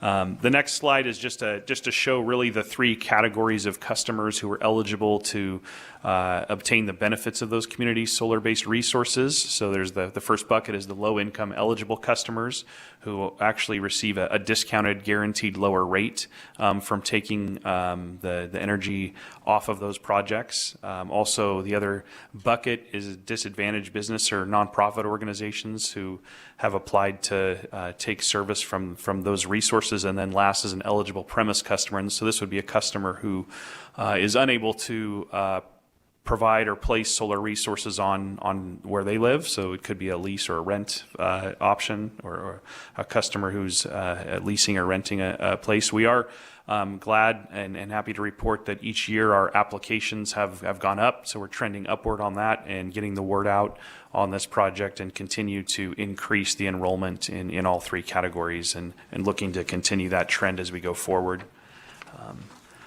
Another bill that came out of the 2019 session was Senate Bill 329, and we heard a little bit of comments about this from the Public Utilities Commission. This is our natural disaster protection plan, and so what the bill did is required the utility to file a plan with the Public Utilities Commission. It's on a 3-year basis, so the first plan was filed covering 2021, 22, and 23 to really supercharge our efforts to go after those high wildfire areas, to provide mitigation efforts, and also not only wildfire, but to plan for monsoons and other types of natural disasters that could impact our infrastructure. And so in that first 3-year plan that we submitted and have now completed, we were able to put in and address various things. We put in 65 weather stations and 11 wildfire alert cameras, which are actually accessible to the public and used by other agencies in the state. Really stepped up our vegetation management efforts, clearing over 2,000 miles near our infrastructure, and over 70,000 unhealthy trees have now been addressed. really stepped up the inspections and patrols in those Tier 3 high wildfire areas, and also embarked on several system hardening projects. So whether that's removing copper wire or putting in covered conductor or even undergrounding, we've embarked on all forms of system hardening. And so we sought approval for and have obtained that approval for the next triennial plan, which covers 2024, 25, and 26. So that has been a great program and a success for us. The last slide I'll cover, and the last thing we'll address, is the federal grants that are available to NV Energy. And we know that there are a lot of grants available through the Infrastructure Investment and Jobs Act, also tax credits available through the Inflation Reduction Act. And so we know that we want to aggressively pursue every single dollar that we can through these federal grant opportunities, because we know that every dollar that we obtain there is a dollar saved for our customers. And so we have had some success on a smaller scale, obtaining a $2 million award to advance our technology around transmission capacity. We partnered with Washoe County and the town of Gerlach, and it looks small. It's a $100,000 grant, but that's just phase one. Phase two, we have the opportunity to compete for tens of millions of dollars to come up with a creative solution to make the town of Gerlach carbon free and carbon zero. So it's a neat program that we've partnered with the county on, and several other supporting partners. Also, we know that as we've looked at these opportunities and as we've applied for some, we know that these agencies want to see a lot of collaborative efforts amongst regional agencies. So we've really tried to, in our recent applications, step up our game with our contact and collaboration, whether that be with NDOT or with the Governor's Office of Energy or Nevada Clean Energy Fund. And so we've been co-applicants or supporters on their applications on some that could bring significant funding to the state. I'll highlight one as our partnership with the Nevada Clean Energy Fund, who is the lead applicant on a potential grant of $250 million under a Solar for All low-income program.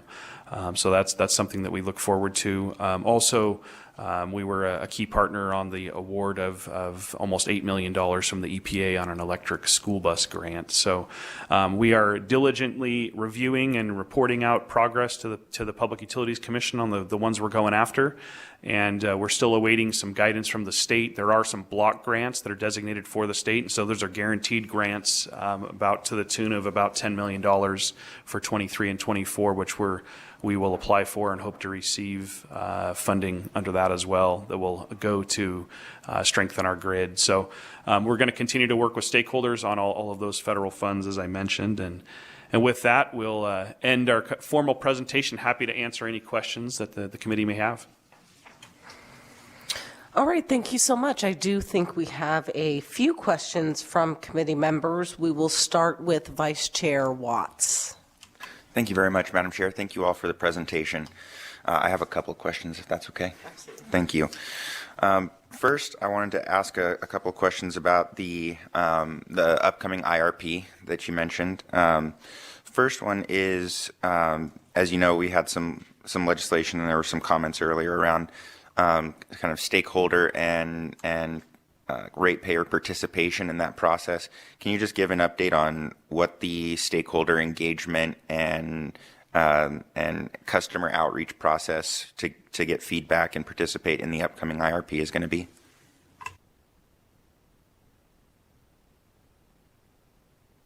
For the record, Ryan Atkins. Thank you for the question. So we did hold a consumer session earlier this month that was focused on the IRP planning process. That requirement came out of AB 524. We'll be holding a stakeholder briefing at the end of this month, I believe, which is standard for all of our IRPs, where stakeholders can ask more specific questions about the plan and where we stand in that process. Beyond that, we're still working to understand how to better incorporate stakeholder feedback in the future. Obviously, IRP planning starts, very far in advance. This can be a 9 to 12 month process. So some of the new AB 524, rules that are coming out, have come pretty late in the process for this specific IRP, and Commissioner Cordova actually mentioned that in the workshop back in November. But certainly we're trying to incorporate as much of that as possible as soon as possible. Thank you for that, Mr. Atkins. And I just say, as you conduct the next stakeholder kind of engagement session this month, gathering any feedback from stakeholders about how they can continue to be involved leading up to the submission, just taking that feedback into consideration. I noted on the slide that it says that the next IRP will be primarily renewable resources. Again, we heard about the impacts that customers have seen to their rates over the last year or two, primarily from the rise in gas prices. Is there going to be additional gas generation brought forward in the next IRP? So I think at this time it's too early to say. We're still evaluating through our model all potential projects. So we'll collect the pool of available projects that can be brought online that we have confidence in, and then we'll input our RPS requirements, our capacity needs, and determine kind of what the most balanced approach is with all of those projects. But at this point, we don't have that exact mix determined yet, so I think it's too early to give a concrete answer to that. Thank you. And as you kind of figure that out, and when things get to that point, I know you do provide kind of an overview, and if you can provide kind of that high-level overview to the committee once that's ready, I think that would be useful to us. And kind of along that line, you mentioned the very high load that we're seeing, especially with the increasing heat and things. Is the IRP going to include new strategies to try and shave or shift that load so that we don't see that degree of burden on our grid during those kind of peak usage days?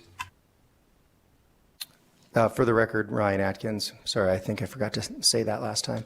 So we'll have a full demand side management component of that filing focused on demand response programs, growing our existing programs, implementing new ones, energy efficiency measures. So that will be a large component of that filing.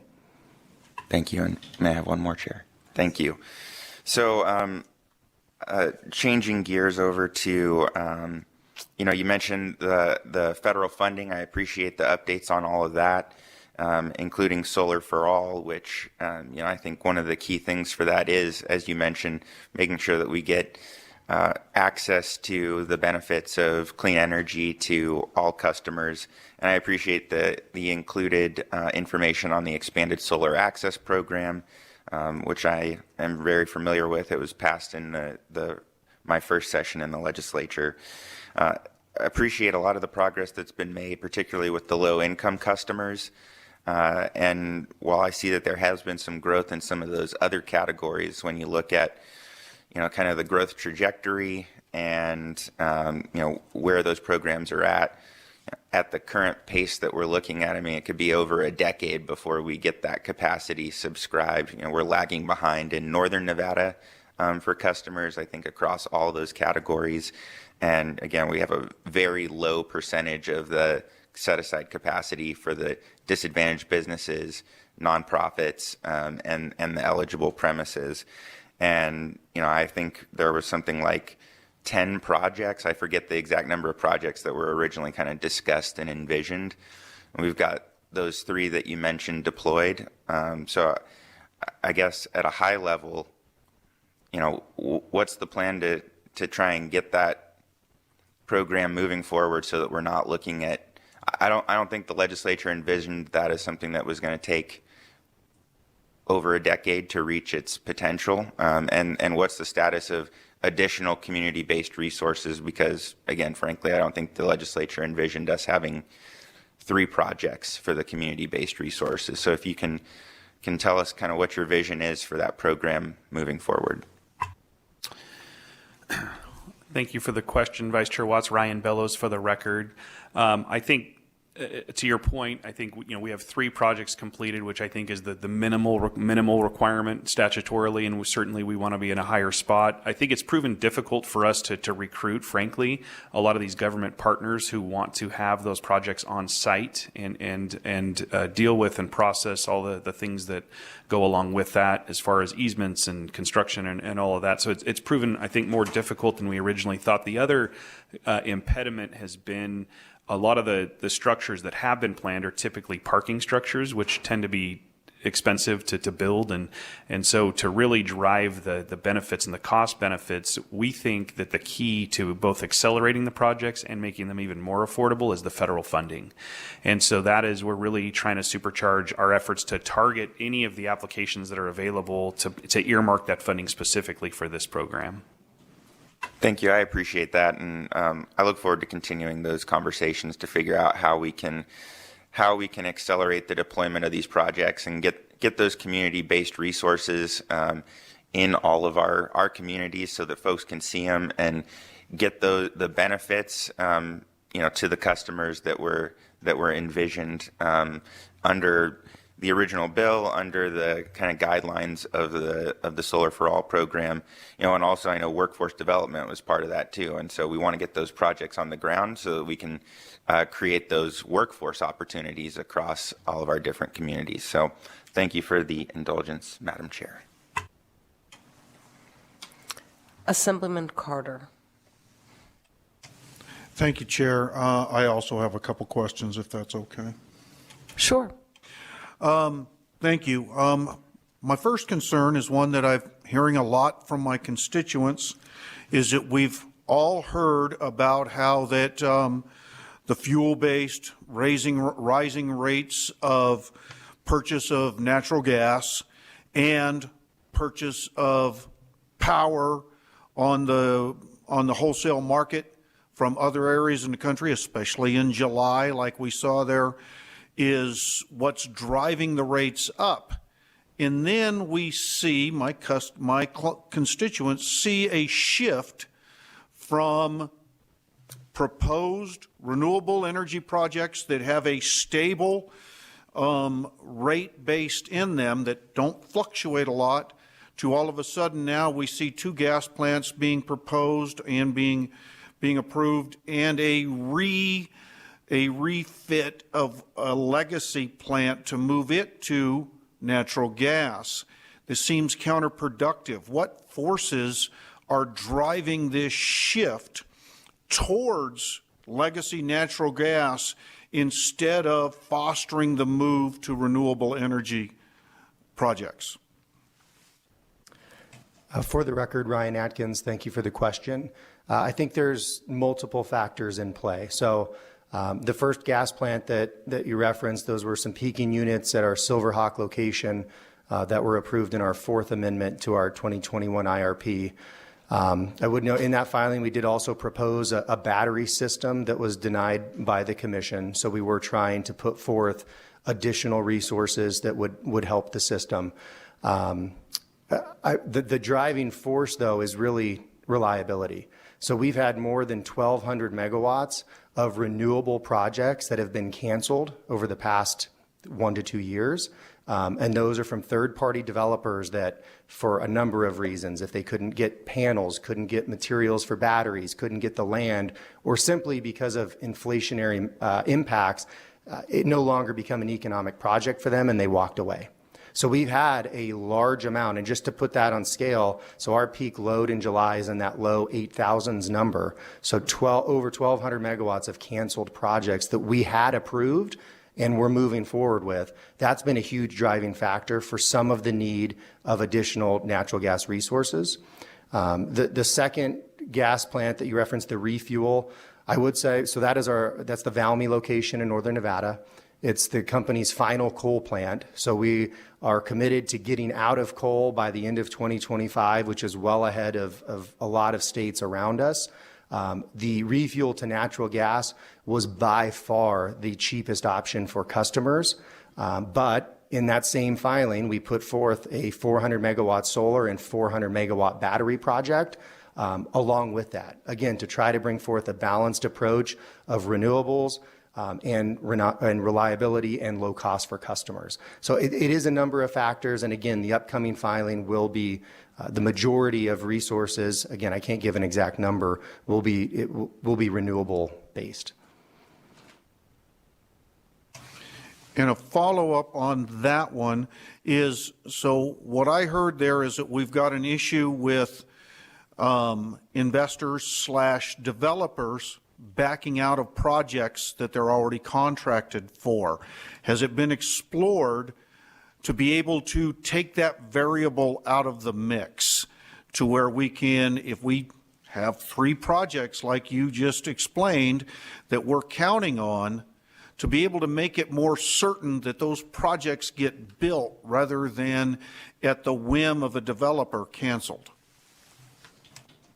For the record, Ryan Atkins. So as a part of our 5th amendment to our 21 IRP that included the refuel of the Valmy coal plant, that solar and battery resource that I referenced, it's proposed to be a company-owned project. So the company would lead the development of that project to take more control and, in our mind, bring more certainty to the completion of that resource. Thank you. And then dropping down to what my colleague, Assemblyman Watts, brought up, talking about community solar. You know, I was involved in the regulations on that, and the vision that I had interpreted was to try to address the inequity of the net metering program that tends to shift towards more affluent customers at the expense of my community in a lower socioeconomic area, either being not able to afford to put rooftop solar on, or have the potential to reduce the potential of exploitation that we've seen rampantly in the legislature's addressed by unregulated utilities coming in and falsely selling my constituents power purchase agreements and rooftop leases. What efforts are being made to take and potentially bring the same stability and reliability we were talking about to leverage these rooftops and residential properties in a way that doesn't exploit my constituents and that also doesn't tilt as regressive in shifting higher rates to lower socioeconomic to compensate for projects being put in more affluent areas. Thank you, Assemblyman Carter. Ryan Bellows for the record. I'll take this one. So I think, you know, as you mentioned back in 2019, I think, you know, other states took on different community solar models. Some were more like the net metering approach you described. And so that's why we were happy to support AB 465 and the way that Nevada decided to implement that method. And so we do think expanding that is part of the solution. We also think, you know, as I mentioned, that Solar for All program, that could be also a way to provide some funding and some potentially models that are different than the current net metering structure that could really provide that access to folks. Thank you, and that's all, Chair. Thank you very much. Okay, we will move on to Assemblywoman Brown May. Thank you, Chair. Thank you for the presentation. I have a couple of questions relative to GreenLink and the progress, excuse me, that you've made there. Can you talk to the current scheduling? Are we in alignment with what was in the original bill that was passed, Senate Bill 448, I believe it was, in the 21 session? And then what are the costs associated if we're not currently on time track, or even if we are? Are there changing costs associated with the construction of that project?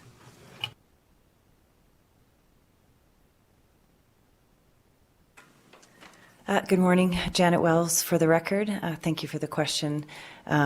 The current schedule is delayed by 5 months. There's just a lot of challenges to permitting transmission, so it's largely due to that, and we did provide an update of that schedule in the recently filed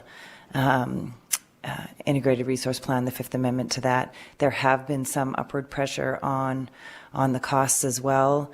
When you think of when the project was originally proposed, it was really pre-COVID and pre-inflationary pressure prices that fed the estimates. So there were, again, an update was provided to the Commission through the IRP process of the current status of that project. And we continue to and will plan to do that as well in the filing that's completed in June. Thank you. Just for clarity, do you have an estimate that you're able to state today? What are the cost overruns? And then secondarily, besides inflation, what is the driving force? Is it cost of materials? Is it delivery of materials? Is it labor? What is the driver of the increased cost? Yes, I can. And if I recall correctly, this is from my memory, so I may need to correct it. Close to $500 million is what was provided in the filing, so that's publicly available. And all of the measures that you just explained were part of the updates to costs. So both supplies, materials, labor, all of it is contributing to the increases in costs. Thank you. And then just one final, Chair, if I may. Thank you. I appreciate that. So are we confident at this point that the 5 months that you just stated that we're delayed, currently 5 months delayed, do we anticipate we're going to remain at 5 months delayed, or do we see a growing delay associated with, whatever economic condition exists? No, that's a great question. As we move further in the process, the team focuses on securing the parts of the project that can be secured. And as we get further along, the confidence, of course, grows. I would say the team is confident today of that 5 month delay, but that's why we will continue to provide updates to the Commission through the formal filings to make sure that as we learn of things and see anything we want to notify, we will make sure we provide that. Thank you. Okay, Senator Daley, you're up. Thank you, Madam Chair. And I just had a couple of questions regarding the regional transmission organization and just edification from my part on how is that really going to work? Because I'm thinking ahead, and we've just touched on that various states have different processes on, the rooftop solar and renewable portfolios, et cetera. So does each state or each area, I'm assuming, would have a similar PUC review process? Maybe not. Are they all the same and robust as some of the stuff we have in Nevada, or at least we think ours is robust, right? So how would that really work? And I know it's all about availability or adequacy of the supply. So it seems to me we should try, regardless of what method you go forward with. We have a renewable portfolio goal. We're trying to get to that. But we should try to be as independent as possible so we don't have to go to that secondary market to purchase power, but understand we want to have it available if it's necessary. But it seems to me if you didn't have some of the safeguards in place, or you had a PUC that's more willing, and businesses being what they are, in business to make money, if I was in a state where I had different dynamics, I had a lower portfolio standard, I could get the PUC to approve infrastructure and reimbursements so I could be the go-to state to provide that extra power and maybe save rate or save prices for their customers and shift that on to us, and do that maybe through cheaper production. Maybe they have renewable or hydro or something, but maybe they're using coal or more even natural gas than would be done. So how does that really work, and where are the safeguards to make sure that we're following the portfolio standard as much as you can, and that those other states are at least fairly parallel with the programs and the things we expect from the power companies that sell power in the state, and then protecting our consumers? For the record, Ryan Atkins. There was a lot of questions in there, so I'll try to address what I can, and then go back for any follow up. Do the best. Start with one of you. do the best you can. I understand there was a lot there. I was just trying to explain some of my concerns on that. So do the best you can to try to address as much of it as possible. Absolutely. So later in your statement, you mentioned your thoughts on our state becoming independent and not needing to rely on other states or a broader market. I certainly agree. Our company agrees. That's what we're pursuing. That's why we're trying to bring forth additional generating assets so that way we can be independent from an energy perspective. So that is something that the companies are working towards. Regarding the RTO question you had, so just to give some comparison of where other states stand on different approvals or mandates. So Nevada is a bit unique in having a mandate to join an RTO. So Colorado also does, but I believe at this time we're the only 2 states. Now there's ample discussion throughout the West of different states and what their future policies would be. I do think the concerns for some utilities are ultimately just giving up more control. Some utilities, some states aren't as in favor of joining an RTO, but certainly there's the benefits of renewable integration as more and more states put in place more aggressive RPS requirements. And again, the reliability component is absolutely huge. And just to give example, I think you brought up kind of PUCN approval for some of this. For the day-ahead market decision, I'll give that because that's kind of the next decision in line. So again, we are unique that we are expected to produce a filing and seek approval from the PUCN for whatever day-ahead market that we will join. I am not aware of any other state that a utility is required to do that. They will simply present an informational filing and host public workshops and gather feedback as we're going to do, but they don't actually, they're not required to receive PUC approval on that. So I do think there's a lot of protections in place in the state of Nevada. So is there anything I didn't hit on, any follow-up there from you? Thank you. Thank you, Madam Chair. So yes, so some of what you said is the requirement is unique to us and Colorado, I think you said. And if I remember the map, only half of Colorado was in your potential organization. And obviously, we have a goal to do that by 2030, and there could be extensions, I see, on some of the material that's here. But I was just curious on what you have to go through in order to do this. So if we were in this temporary or regional transmission organization, it sounds like Nevada might be at a disadvantage to some other states because you have to go through additional processes and various things to make those purchases. And I just was curious how that's really going to work. And then you mentioned the one thing, and I left that out of my question is, who's going to be the top dog in this organization, and what's the hierarchy, and everybody's going to have competing concerns.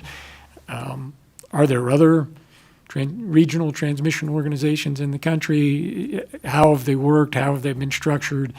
And I think independence for Nevada is the key, so we don't have to go to that secondary market. And if there's nobody else wants to join one, then I don't know how we can. So. For the record, Ryan Atkins.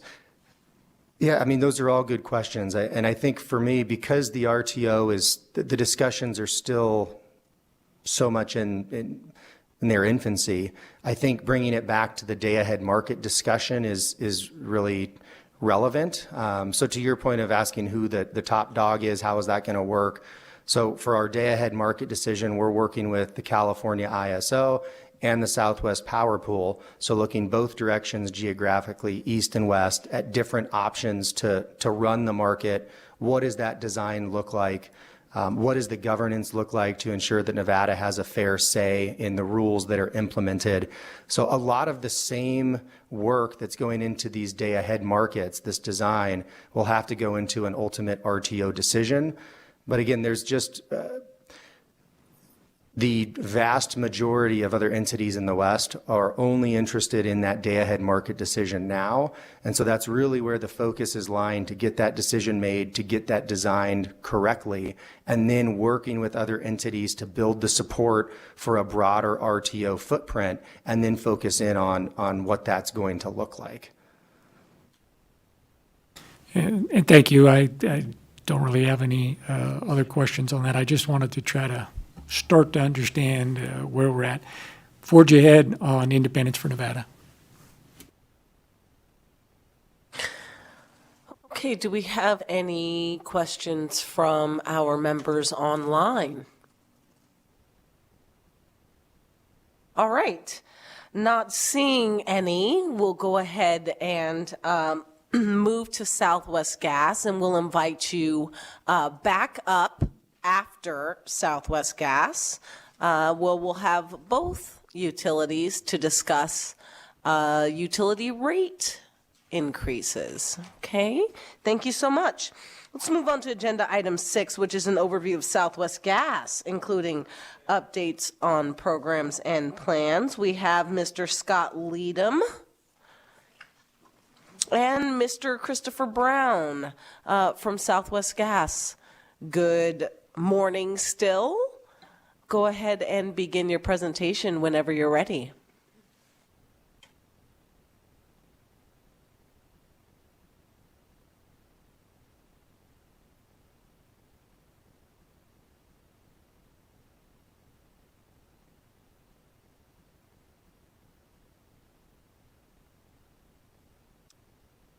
Good morning, Chair Harris, Vice Chair Watts, members of the committee.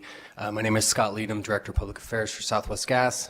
With me is Mr. Chris Brown, Director of Regulatory for Southwest Gas. We really appreciate the opportunity to be here with you this morning. We will provide an overview of some of the regulatory issues, how we're regulated as a utility. We do have information in here on gas costs and bills, but we will skip over those slides and provide those at the next agenda item. Also have some updates on some projects that we're working on, and then some proactive steps that we're taking with our customers on high bills and rising energy costs. So we'll go over a few of those today, and then end with a brief discussion on some legislative policy that was passed at the end of last session. So thank you for your indulgence, and with that, I will turn it over to Mr. Brown. Good morning, Chris Brown, for the record. Thank you for having us here again. And in light of some of Mr. Weir's discussion on the various items and the overview he had provided, I think I can go through many of the items pretty quickly. And so I do appreciate the opportunity to speak today. And also in light of Chair Harris's recommendation, as Scott mentioned, we will be moving some of that material to the next agenda item. So with that, Scott, would you like to start out with an overview of the company? And we can start with that. Thank you.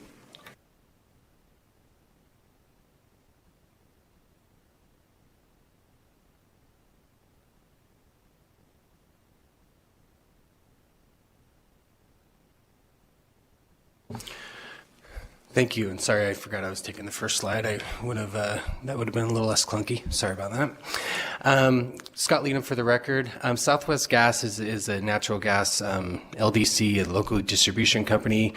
We are, unlike NV Energy, we are not a vertically integrated company that owns production and transmission. We simply purchase gas on the open market and we deliver it to our customers. We have approximately 2.2 or a little over 2 million customers across our three-state service territory, about 800,000 customers here in Nevada. We serve all the areas in the state that have natural gas service, other than Reno and Sparks, which you've heard is served by Sierra Pacific up north. We serve all of Clark County, and then we serve Carson, all along the I-80 corridor from Carson City on the west side of the state all the way to Elko on the east side of the state, and really focused in on providing our customers the best possible service. So thank you.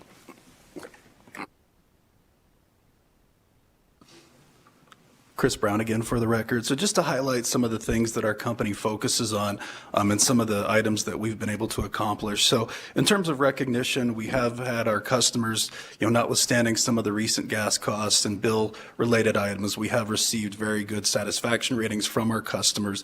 And obviously, one of the things, like Scott mentioned, and we continuously discuss, is just our focus on safety.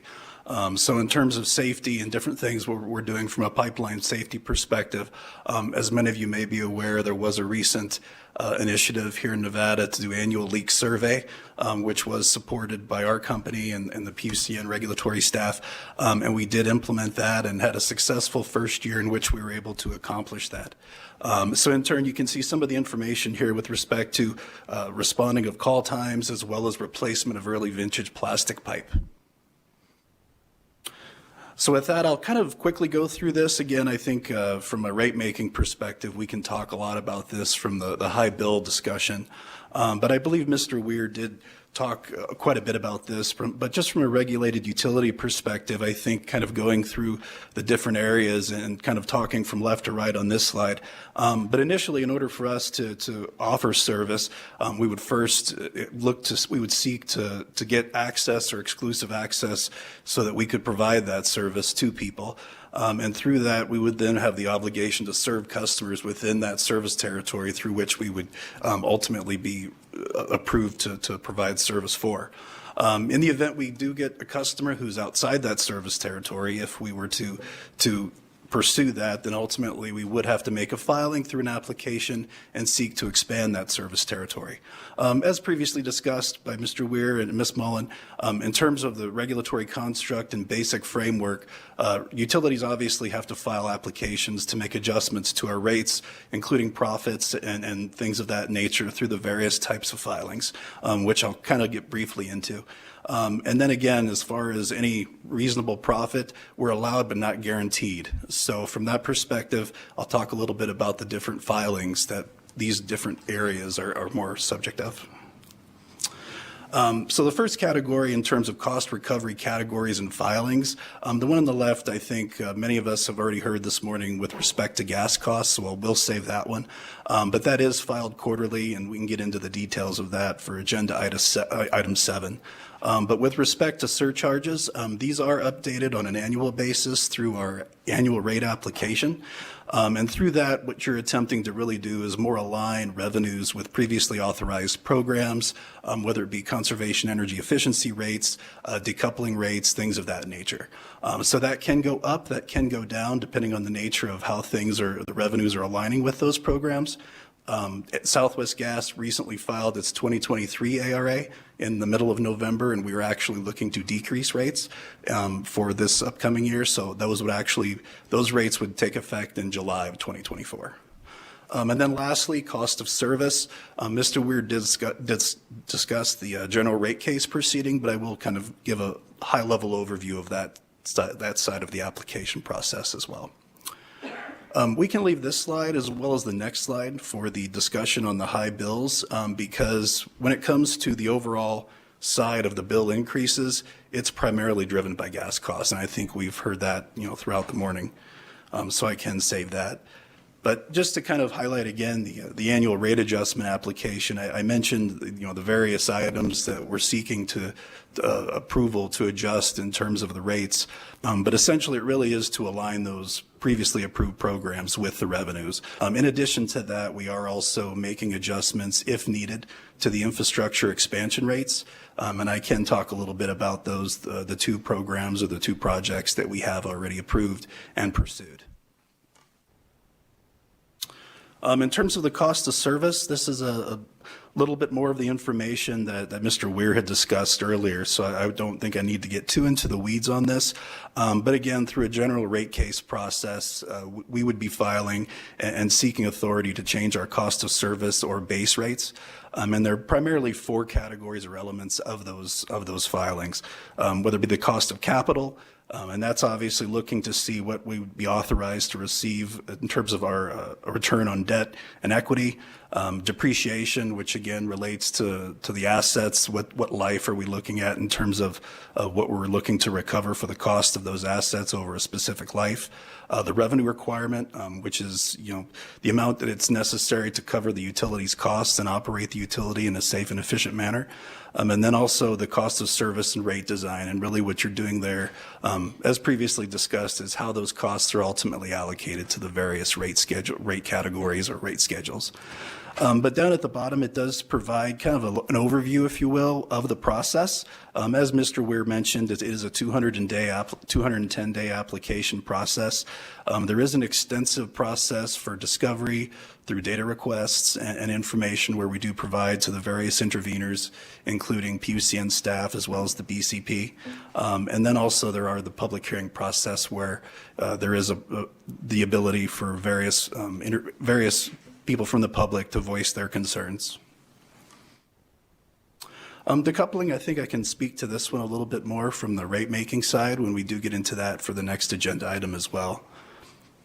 As far as gas infrastructure expansion projects, so in 2015, the legislature passed Senate Bill 151, which authorized the public utility that purchases natural gas for resale to expand its infrastructure to unserved or underserved areas.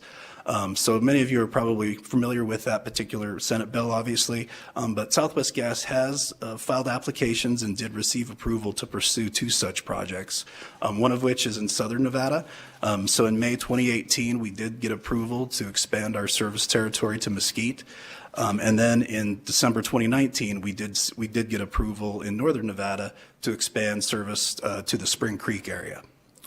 And so both of those projects are ongoing. In fact, from a Mesquite perspective, most of the facilities that we'd initially anticipated to be the backbone are primarily installed at this point. The next initiative, if you will, to provide an update on is with respect to renewable natural gas, or RNG. So through Senate Bill 154, utilities were given authorization to be involved in renewable natural gas activities. So one item you'll see on the right-hand side is in 2021, we did seek approval from the Commission, and we did receive that approval to make RNG purchases on behalf of the Regional Transportation Commission. And so that RNG that's purchased is solely for them, for their use in their buses. And then ultimately, we actually did seek an amendment to that agreement where RTC was looking to increase its RNG capability. So we did increase our purchase authority through that particular filing. In addition to that, through SB 154, there are targets with respect to the amounts of RNG that you can incorporate into the supply portfolio. And so you see the dates between 2025, not less than 1%, January 2030, not less than 2%, and then by 2035, not less than 3%. And then lastly, in terms of some recent programs, we did recently file an application and we did get approval in 2021 to offer a carbon offset program, which is now available to customers. And essentially what this enables customers to do is to voluntarily participate in this program to purchase offset blocks through our program, which would then enable them to offset greenhouse gas emissions that result from their combustion-related usage of natural gas. And so in the program as we have it standing up now, there are 2 projects in which we are participating. One is a landfill project, one is a wetlands project. And so those are the 2 projects which generate those carbon offset credits in which we actually purchase and we retire on customers' behalf who are participating in that program. So with that, I will turn it back over to Scott to provide an overview of some of the customer-related programs and things that we offer our customers. Thank you, Scott Leadham again, for the record. While we will, again, Madam Chair, talk more about gas bills and gas costs, I do want to just take some time right now to talk about some of the proactive approaches we've taken with our customers. Excuse me, as we've seen the high bills on the horizon, and a lot of it has been just really trying to take a proactive approach to make sure that customers are aware, that customers know where to go for information, and the customers know where to go for help and assistance. A lot of it has been driven by obviously social. We know not all customers communicate the same or get their information the same. So we've tried several different platforms to make sure that they are made aware. Traditional media like press releases and media outreach. We've paid for social media boost to drive customers again to our website and to the resources. Digital advertising. Every time we have a customer touch point, on a call or when they call in or on an outbound call, we try to provide that information as well. And it's really driven towards driving them again to the resources that will help them manage their bill, to our energy efficiency programs, to our conservation, to the awareness on their bill and how their bills are structured and where the increases are coming from, and to educate them through a number of different channels to make sure that they know, again, that lower temperatures can mean higher energy bills and what's driving those costs. This is just an overview of what our website looks like. Again, resources on how to manage their bill, on how to get assistance, on our energy efficiency programs. And so again, a lot of our efforts have been at driving people to our website so they can get the most accurate and up-to-date information and make sure that they hear the message from us and maybe not from others. We have several customer assistance programs that people can take advantage of and that customers do take advantage of at a daily basis. One is our Energy Share program. This is a program that's funded by our customers. Customers can choose to donate additional dollars on their bills to help people who are struggling, and they do so at a very good rate. I do want to mention that our Energy Share program, qualifying for it is very easy. It's not like some of our federal assistance programs where you have to be below a certain income limit. Really, anyone who's experiencing any financial hardship can qualify for our Energy Share program, whether that's loss of job or even being out of work for a certain period of time. We can help and plug those people into that program to get assistance on their gas bills. We have an equal payment program where if you don't like the fluctuation in gas prices, maybe or your gas bill between summer and winter, you can have that averaged out over the year so you can budget your bills a little better. We have a new program called Third-Party Notification Program, which could be helpful for maybe if you're taking care of a elderly parent or a new college student who's out on their own. If they get behind on their bill, you can designate someone as a third party to be notified that they're behind on their bill, and then they can ensure that person reaches out and makes their payment, and so they're not subject to shut off. We have a deferred payment program where it's never our goal to shut off our customers, and so we want to make sure that if people need help in deferring payments that they have the ability to do so, and we offer deferred payment programs to our customers all the time and to help them maybe catch up if they've fallen behind a little bit. And then finally, weatherization assistance, similar to the electric utilities and others, we provide free of cost, going in and helping customers figure out how to weatherize their house and seal it better and make sure that it's not losing heat in the winter. We do have several energy efficiency programs that are designed for our customers to take advantage of.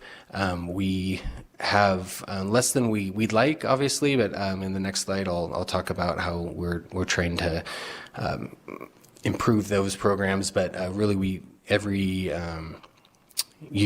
couple years, we submit our energy efficiency programs to the PUC.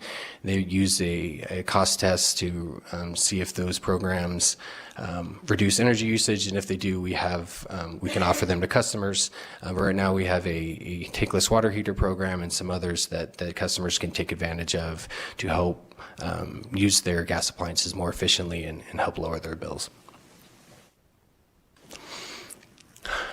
Senate Bill 281 was mentioned by Mr. Weir earlier. It is a piece of legislation that we worked on last session in conjunction with NV Energy and several stakeholders.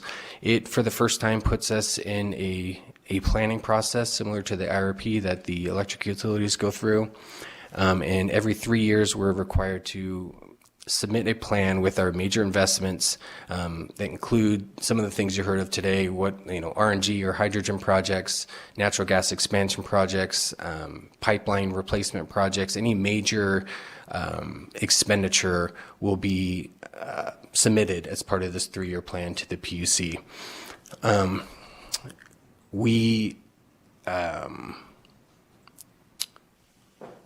Our first plan will be required to be filed towards the end of next year. And one of the things I mentioned, in particular with energy efficiency, this bill helps us to expand or at least have the PUCN consider additional cost tests on our energy efficiency programs to help more of those get approved and offered to our customers. It also provides protections for customers to be able to, or to require us to provide service at the lowest reasonable cost. It also has protections in there for historically underserved neighborhoods to make sure they are protected as well. And it gives us an opportunity, or gives our customers an opportunity and stakeholders an opportunity to have our major investments submitted to the PUC and have people weigh in on them before they're made rather than after they're made in a general rate case. And we think that helps provide additional transparency to our customers and an opportunity for them, again, to weigh in before major investments are made by either gas utility in the state.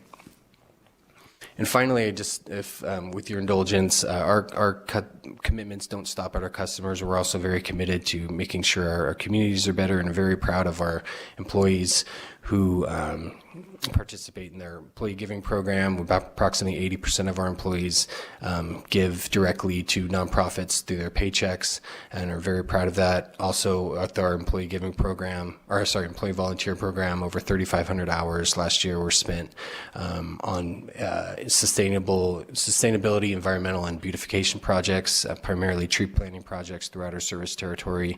And again, 3,500 hours were donated by our employees across 31 different projects and 35 different nonprofits that we worked with. And thank you for your indulgence in allowing us to brag about our employees a little bit. And with that, we are happy to answer any questions that you have. All right, committee members, do we have any questions? Vice Chair Watts. Thank you, Madam Chair. Thank you both for the presentation. So I know you noted some of the kind of sustainability initiatives you're working on. I know in the past too, there's been some questions about that. So one, I think in the past you've provided some information on your own sustainability goals for your operations. So if you could just share a little bit of information about kind of your internal operations goals. And then secondly, where's kind of the conversation at in kind of the overall system, and do you have any goals for kind of reducing emissions throughout your entire operation, including for system operation, whether that's efficiency and reducing usage or finding cleaner fuels?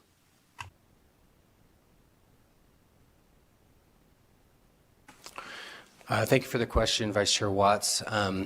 I'll say that we do have several internal goals in driving down our own emissions.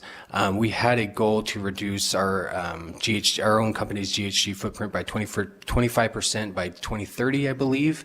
However, we found that we were outpacing that by quite a bit. So we are in the process of refreshing that goal to see how we can stretch and do better than 25% by 2030.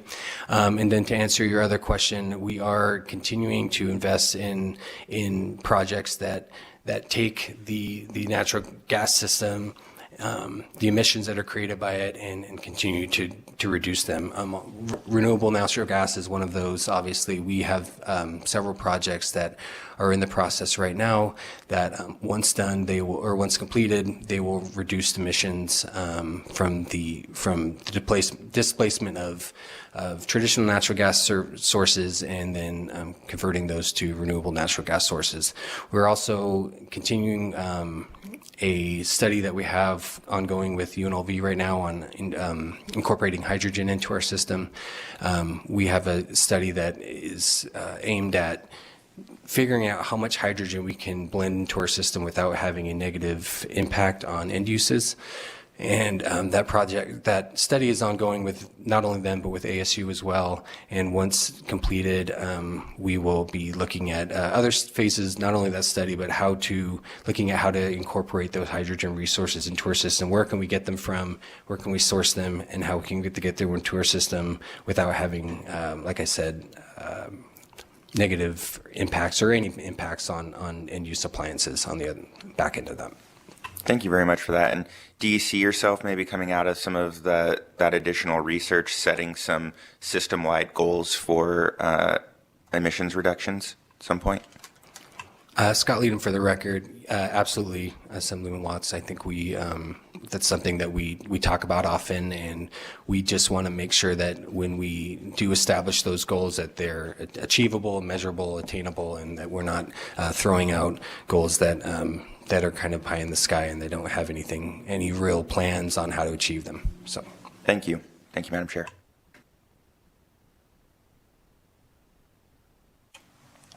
Assemblywoman Brown May. Thank you. Thanks so much, Mr. Leadham, Mr. Brown. It's so great to see you here today. I did not have a question until you mentioned hydrogen. And I'm so very interested in continuing our conversations from the last legislative session about how we are exploring hydrogen as an energy source. I'm curious to know, have you hired in-house at Southwest Gas a hydrogen expert outside of who you're utilizing at the universities? And then are we looking at green hydrogen versus clean hydrogen? And where does that interplay in your current exploration? I'm Scott Leadham, for the record. Thank you, Assemblywoman Brown May, for the question. Yes, we do have internal experts at Southwest Gas who are primarily focused on these resources. It's a group called our Emerging Technologies and Innovations Group. These are engineers who are very familiar with these types of resources and who are involved in discussions nationally at the national level to figure out where these resources are and how we can access them. I do want to mention too, and I'm glad you brought this up, hydrogen, because there was a bill that was mentioned by Mr. Ware earlier, Senate Bill 451, that was sponsored by Senator Spearman last time. So this committee will take a deep dive at some point during the interim on hydrogen resources. We hope to be a part of that discussion. We hope to be a resource and have our experts weigh in and provide their expertise as part of that. And then, sorry, I forgot the last part of your question, Assemblywoman Brown May. Thank you. I think you really answered it Okay. all. I appreciate that. Thank you. Okay, do we have any questions from committee members either up north or on the video? Okay, we'll go to Assemblywoman Gallant.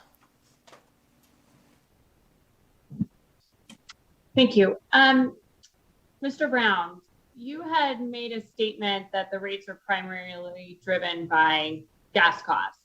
So I'm curious, can you give us some historical perspective on what the price of natural gas in terms of Southwest costs, maybe say 3 or 4 years ago versus today? I would assume they've gone up. And then maybe educate us on what factors have caused the gas prices to go up? Absolutely. Chris Brown, for the record. Yes, thank you for the question. So I guess from a historical perspective, I mean, if you were to go back to 2005, 2006, before even people had optimized how to extract natural gas or even drilling from a petroleum perspective, at some point there were LNG facilities, on those shores that were actually anticipated to import gas. But then based on improved technologies and ability to extract gas, obviously the supply improved. And so from that perspective, some of those LNG ports then became export facilities. So in terms of pricing, we definitely have seen a pricing, in terms of pricing being driven down based on the increased supply. So, I mean, you'd see in previous years, I'd say in the last 5 to 10 years, we may have $2 to $3 gas. And I say that's a per decatherm cost. So from a regional perspective, in some instances lower. I mean, there were short-term time frames where it may be increased. I think the increased gas cost item that I'm more referring to really had to do with items from last winter. We did experience some exorbitantly high compared to what we had previously seen in December, January timeframes. And so when we get into kind of the rate discussion, we can kind of show how that's impacted rates now. Unfortunately, people have a short memory and they may not remember those time frames when the gas was high. They might be looking at, the NYMEX or Henry Hub pricing right now and think that it's kind of the immediate, well, why aren't gas prices low? And that's really kind of more of the mechanism we can talk through. But yeah, you're correct in that gas prices now are high, and that's really a result of the way the mechanism's designed, because it does attempt to create reduced volatility by increasing or decreasing rates on a quarterly basis. And it also includes a 12-month rolling average. So what we might see in rates right now, that still includes some of those high gas costs that we incurred last winter.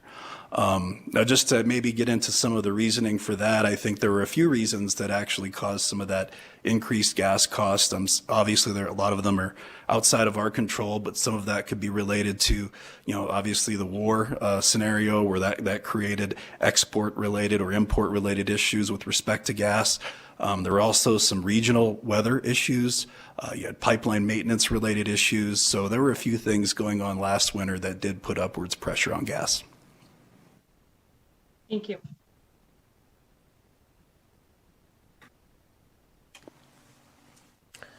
Okay. Senator Daley, any questions? No, thank you. All right. We'll go ahead and close out this agenda item then, and we will move on to our presentation on what we've been talking about already pretty much all day, utility rates and rising energy costs. Here's how I think we're going to do this. I would like, if possible, one representative from Southwest Gas, one representative from NV Energy, and we will leave a chair open for an assistant for either if needed when questions come up. We'll go ahead and have NV Energy speak through their portion of the rates discussion. We'll have Southwest Gas go through their portion of the rates discussion, and then we'll do questions all at once. Does that work for the committee? Any issues there? Any issues for our presenters? Will that work okay for you all? Okay, lovely. We will go ahead and start with Ms. Wells. Whenever you're ready, take your time.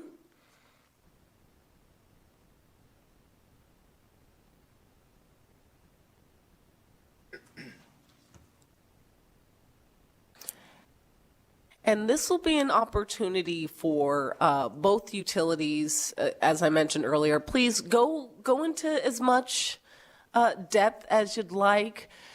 Explain as much as you can, or have the time to, why folks might be seeing higher bills, what the drivers of that may be, and then, of course, we'll leave some room to ask questions, but I'll turn it over to you.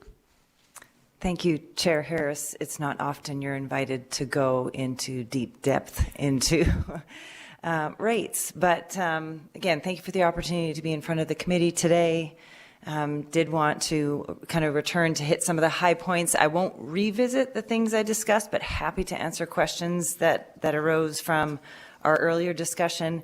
But I think where I left off was really trying to look at, yes, there have been drivers to the increases in what customers are experiencing in their bills, and I would echo the comments of Southwest Gas again, as well as the Public Utilities Commission. For NV Energy customers, largely driven by the fuel rates, but I include in fuel rates purchase power rates. So those are those summer rates when we're purchasing on the market, and I want to make sure that I make that clear that we have not only the fuel rates, but also the energy that needs to be purchased on the market when you have significant heat events, as Mr. Atkins was discussing earlier. You can see rises in those rates. We've seen rates over $1,000 a megawatt when they're typically a fraction of that. On the natural gas side, for January of 23, again, as my colleague from Southwest Gas had discussed, was a particularly high period, and we were seeing as much as $50 gas in the MMBTU. So there was very expensive fuel with the mechanism that I would highlight, again, discussed by others as well, that quarterly mechanism. The regulations work very well. I think when costs were rising, when other commodity prices through inflationary factors or, again, influence of things like the war, you saw other commodity prices immediately spike. I can remember discussions around what does it cost for a dozen eggs these days, and those prices go up immediately. Due to the regulations that are in place in the state of Nevada, there is a prescribed calculation around those quarterly rates. Again, it's you look back at 12 months of costs, you average them, and you set your rate for that next quarter, and then you balance that. You never over or under collect. You always balance back to customers are paying only for the exact cost. But because of that, the rates were slow to rise, which is good for customers. It's good for Nevadans. They're slow to rise. But it also means when those prices start to come down, they're also slow to decline. It does take a little while for those rates to get out of those periods where you saw those peak prices, because each quarter you get to drop off one of the historical quarters in that calculation. So the regulations work very well so that there aren't really adverse impacts to customers in experiencing huge spikes all at once. It smooths it out, but it does mean it's slow to decline. Back last summer, so summer of 23, as NV Energy was approaching the summer, we had seen that forecast in prices to be coming down. We were concerned about the bills that customers were going to experience in the summer. Of course, particularly, as you know, in Southern Nevada, there's a significant amount of usage in the summer to run air conditioners. So we had looked into the regulations. The regulations contemplated the ability to apply for a deviation. And that deviation allows a procedure for us to bring in front of the Public Utilities Commission of Nevada, a circumstance that we feel the deviation from the typical calculation would be of use. So in the summer, well, it was in June of 23, in cooperation with the Public Utilities Commission staff, as well as the Bureau of Consumer Protection, NV Energy proposed to the Commission a stipulated agreement with those two parties to, rather than implement the actual prescribed mathematical calculation for those rates for July, which were to be increases for both Northern and Southern Nevada, we prescribed decreases because, again, it's slow to respond as you're getting away from those rising costs. So we were very grateful to partner with both the staff and the BCP to bring forward that solution for customers, knowing that summers were difficult. So that was a successful implementation using the regulations already contemplated in the state of Nevada and brought relief to customers. I don't say that lightly. We know summer bills were still high because they're still historically high, but we did bring forward that particular adjustment so that some of the rates that would have normally been in place, we could receive some relief for our customers on that front. And then back to the graph. So I wanted to point out the forecast for 24.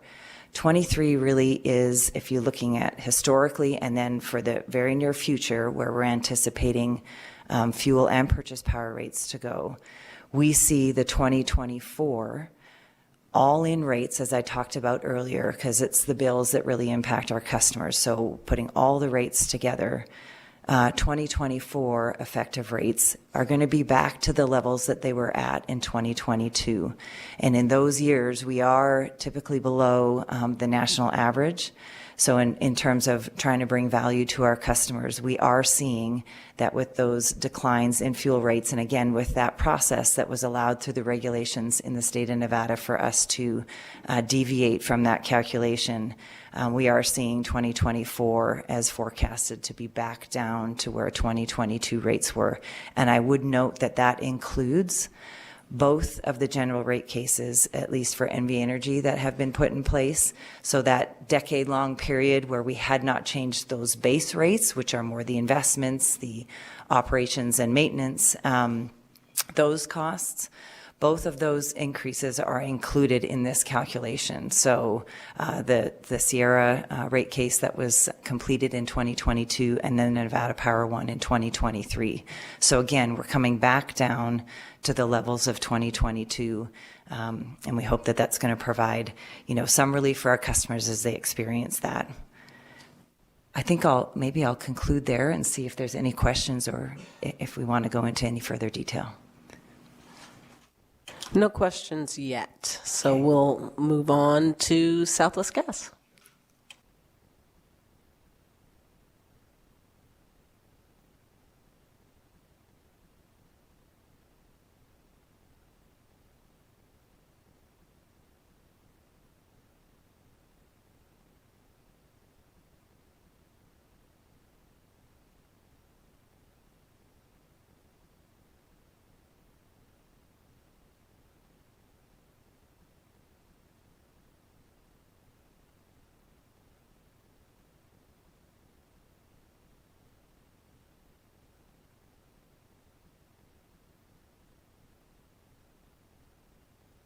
All right, sorry for the technical difficulties there. So again, Chris Brown for the record. So just to reiterate and agree with much of what Ms. Wells said with respect to how the rates can go up or go down and based on the previous 12-month average. But just to kind of highlight this slide and reiterate some of that discussion, there are the two components of the gas rates, the BTER, which is essentially the 12-month rolling average of those historical costs, and then the DEAA, which is the difference between what you're charging and what you're paying out. So there are the two components to the rates. And so the DEAA can be positive or it can be negative depending upon an under-collection or an over-collection situation. So in terms of what's happened over the last year, what I thought would be helpful is just to show a graphic of what the rates look like right now. Like if we were to assume a typical winter usage in southern Nevada and northern Nevada, and really what I'd like to highlight here is showing that in southern Nevada, approximately 70% right now of the rate is the gas cost rate. And in northern Nevada, it's in the realm of 78%, 78% of the total amount that the customer would be paying. And again, this is primarily due to the incurred gas costs that we experienced last winter. And much like what NV Energy had mentioned, we do anticipate those rates going back down based on the more recent historical gas costs, so that we would expect those to come down, and that we're seeing very similar trending. And one thing we did do as well, just to kind of highlight the RNG concept again, back from my previous portion of the presentation, but when we did get approval to enter into an RNG activity back in 2021, the company did pursue an RNG contract with the initial intent of potentially incorporating that RNG into its supply portfolio. Well, after some other evaluation was done and taking into consideration, among other things, gas costs, we did have the opportunity to take that agreement and assign it to a third party. And as such, we were able to get about $12 million or so in credit that we credited directly back to Nevada customers. And in fact, that credit is accounted for in the January rates that were just recently implemented. So notwithstanding the fact that our actual gas cost rates have gone down the last 2 quarters, when compared to where they were at in July. I think what's happening right now is, one, they're obviously still higher compared to where they were last winter. But I think customers, too, they're looking at it as soon as they start using more gas, obviously it's magnified. And so they're looking at it from last winter to this winter as opposed to how the rate has evolved. So even though we're seeing some decreases, they're likely looking at it from a last winter perspective, and you just see that bigger dollar. And unfortunately, it's just exacerbated at this point in time. So that was really what I think the highlight of the gas costs and really talking about what's impacting customer bills at this point. And maybe from there, if there's, again, if there's any area that you guys might have questions about that we might be able to dig into more, maybe I'll leave it at that.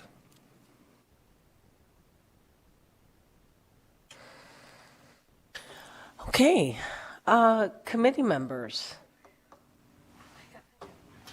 Okay, we'll start with Assemblywoman Brown May. Thank you.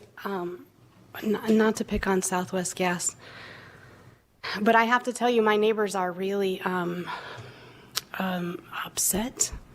My bill went up by $100 from one month to the next without an increase in energy usage other than it got a little bit colder. But I do not allow my thermostat to go any higher than 68 degrees. And my family doesn't always appreciate that, but it is in an effort to mitigate the costs associated with gas. I appreciate everything that you're doing. I'm curious to know, is there anything that we can do as homeowners, and my constituents in particular, to help mitigate the costs associated with heating their homes during this particular time in the year, knowing that you're doing everything in your power to mitigate the rates? How do our consumers take better control over what their usage is, and then understanding when they're going to get a significant increase in their bill? $100 in a moderate home, I mean, we're talking a small house, from one month to the next on a zero balance budget, right? So a big part of our residents, my community in particular, are senior citizens on fixed incomes that don't expect that this is going to happen. How do I help them? Chris Brown again for the record. No, thank you for the question. And I think there's a few things that one, we can do, and then obviously I can hopefully give some input as to what others might do. But I know from our perspective, one thing we've recognized is when you have a period of time where the gas costs are higher and then they're coming back down, one thing we've noticed is sometimes there could be a large swing in those equal payment plans. And so sometimes that's something that isn't exactly explainable, and a lot of times our customer service representatives will receive a call. So that's one thing we're exploring too. Is there an opportunity for us to improve that such that customers aren't seeing some of those dramatic swings? And I think from our perspective, one thing we're attempting to do better as well is educate. And so one thing we're starting to do more of is make the information more available to customers. The reality is when you hear 12-month rolling average, DEAA, you start to hear acronyms, it can get confusing. And so one thing we've attempted to do more recently as well is meet on a quarterly basis with the PUCN Consumer Division, try to develop similar messaging and try to hopefully guide customers to the right place to understand what's happening, but then also offer them opportunities to utilize some of the programs that Scott had referenced, whether they be deferred payment programs, things of that nature. We also do offer savings tips. There is items on the online portal as well, which can give you more information as to how you might be able to improve those energy efficiency opportunities at your home. But I think that depending upon what is causing that delta, that change, there's various things. And I think I would, as opposed to looking at customers and telling them what to do, I think internally that's something we're already looking at to see if we can make better and communicate better to customers so that you wouldn't even have to ask that.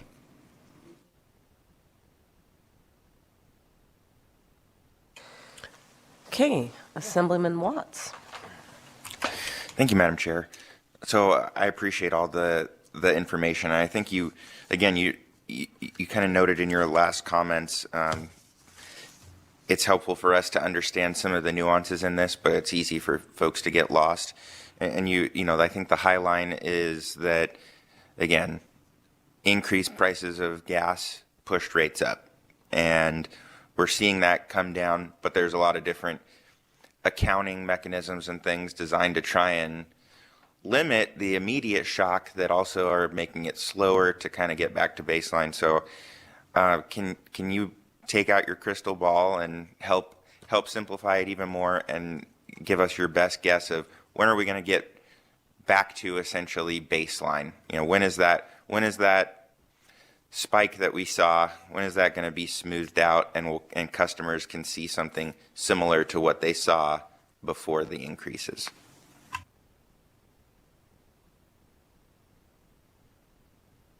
Chris Brown for the record. So similar to what Ms. Wells had said earlier in terms of forecasting and what's being expected for gas costs. Right now, we are projecting the gas costs to return to a level that's reasonable and consistent with what we had seen in previous years. Notwithstanding, we are in the middle of January, so hopefully we don't see something in February or March. So being in the middle of winter, obviously there is a potential that could impact that. But we are foreseeing that even rates with the other items that we have outstanding, whether it be our general rate case, which is pending, we still do anticipate rates to decrease as well, based on what we're seeing at the moment. And I would expect that, by the time we get to July, we would likely see lower rates, likely even in April. For the upcoming rate change. So what they will be, it's hopeful that they'll be similar to what they were prior to some of the costs that we had experienced.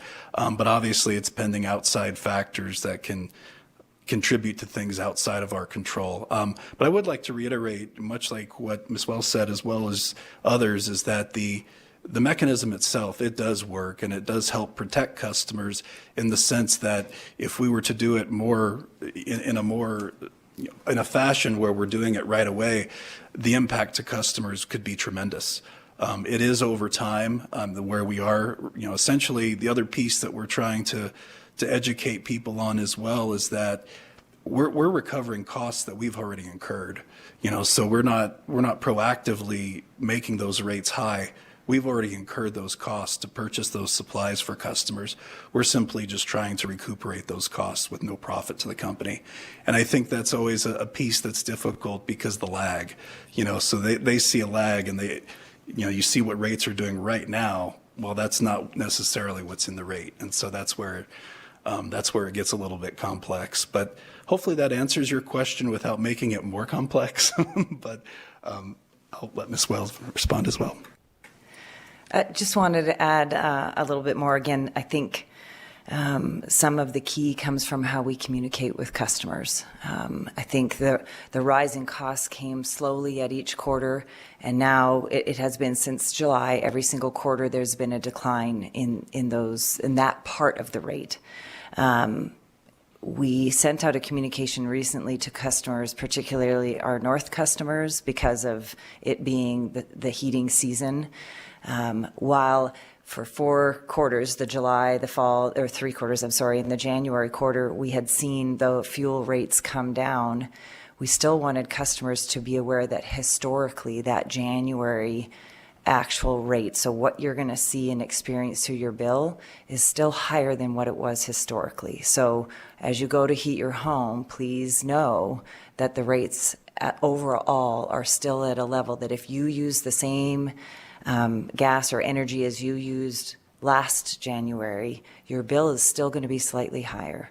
So it's continuing. I think one of the lessons for us through this whole process is, again, while it may be complicated, we need to keep trying to talk about what do bills look like, explaining to customers what they should anticipate seeing so that it isn't a surprise. It still may be difficult, but that it isn't a surprise. And continuing, again, as Southwest Gas has detailed, to offer those programs, the equal payment programs, other ones to help levelize your bills over the year. In recent rate cases, we've also made efforts to increase what we call that basic service charge. So we talked before about all the different elements on a bill.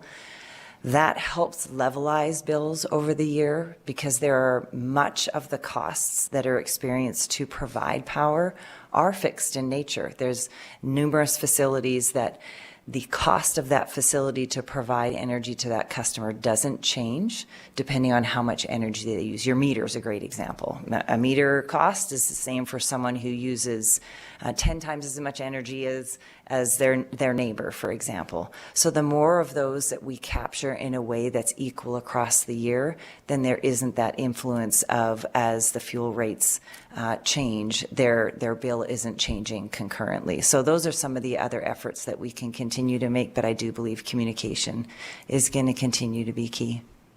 Thank you. So just to simplify it a little bit more, so would it be, do we expect by this upcoming summer or the fall that rates are going to, and again, I understand this is a little bit of a crystal ball. We know that things can happen, but again, just so that we can help get this, continue to communicate this out to our constituents, when do we expect close to a return to normal as those averages kind of smooth out from that historical period? So, yes, my apologies. That was your initial question. So, Janet Wells, for the record, we are anticipating that through the end of the year of 24 is when we'll get back to the 22 levels. Every quarter, we're seeing a decline in those fuel rates, and since the rates currently reflect the recent GRC rates, then that's the rate that's going to change over the year. So we are seeing that through the year of 24. We will keep forecasting and keep looking at what future years look like, but that's barring any other unforeseen circumstance, then 24, by the end of 24 is when we're seeing those rates back to 22. Thank you. Kind of following up, and I think it's helpful to understand that the costs of the fuel are passed on to the customer. There's no profit made. I think conversely, it'd be helpful to just understand, other than screaming customers, what are the incentives that you have to minimize those fuel costs since they are passed on to the consumers? No, that's a great question because, ultimately, as we've talked about today, knowing that our customers experience an entire bill is why you're driven to keep those fuel rates down. And I do believe, again, that mechanism of looking at them quarterly means that we're constantly reviewing where those rates are, and it drives the decisions that we make in other filings.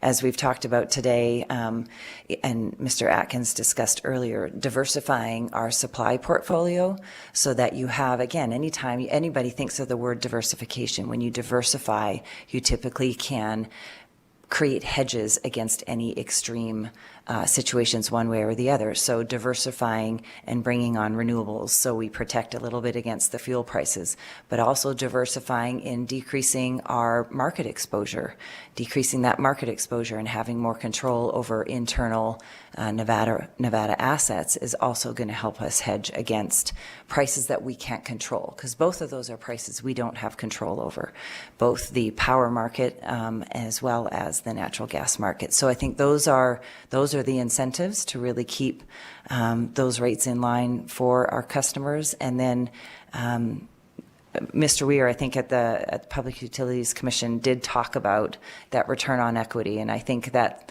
is something that we need to continue to communicate with our customers so they understand, or we make sure that we're clear that there is no profit on those fuel rates. And in fact, there's even ways and controls and measures in place where that return on equity has caps to it as well, that there are returns that go back to customers in the event in certain circumstances. So I think those are good measures as well. Thank you. Okay. Do we have any other questions? Senator Daley? No, Madam Chair, thank you. Okay. Questions from our online attendants? No. All right. Well, then I just want to thank you both for coming and taking the time to talk through what is a very real issue, I think, for a lot of Nevadans right now. And, the idea that your energy bill would be the next highest bill compared to your mortgage is That's pretty scary. So I thought it was very important that the committee at least have a discussion around why that might be happening so that folks can understand at least a little bit, hopefully, what drives those costs, or at least what's driving the increase in the costs here in Nevada. It might be different regionally. Yeah, no other questions, so thank you all so much. We'll go ahead and close out that agenda item, and we will go on to agenda item number 8, which is a presentation on Valley Electric Association's programs and services. I believe we have Mr. Stallings, Logan Gurnett, Matt King, and we may have Miss McKinney James. We do, online. Welcome, everyone. Well, thank you very much. I see that my colleagues are coming to the table. I appreciate the opportunity to join you virtually. So Chair Harris, Vice Chair Watts, and members of the committee, thank you very much for the opportunity to join you. My name is Rose McKinney James. I'm a managing principal for Energy Works LLC and McKinney James and Associates. And I'm also the legislative representative and lobbyist for Valley Electric. So I'm pleased to join you today, mostly for the purpose of introducing your speakers. And as you mentioned, there are 3, beginning with Mr. Mark Stallings, who is the CEO for Valley Electric. And in that capacity, Mark oversees all the aspects of the cooperative, which is a nonprofit. That includes the electric side of the business, installing residential solar, storage systems, traditional power delivery, and providing broadband and internet to over half of Valley's members.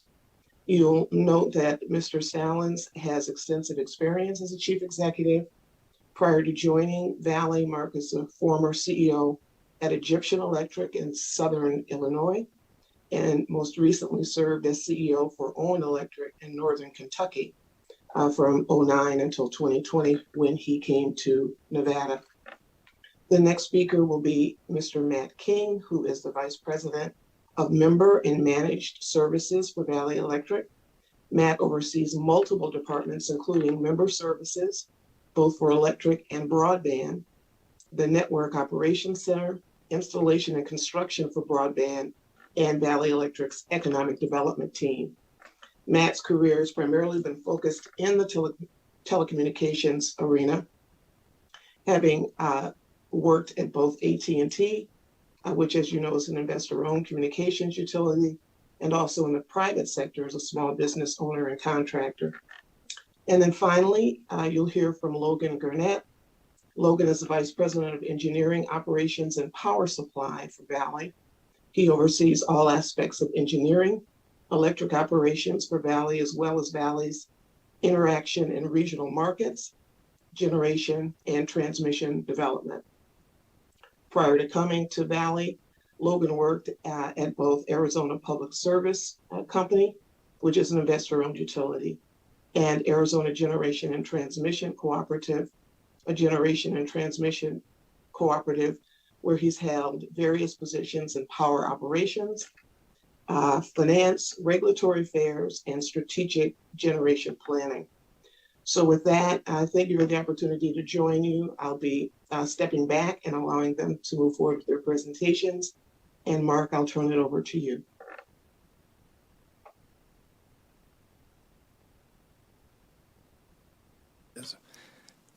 Thank you, Rose. Thank you for asking Valley to be here.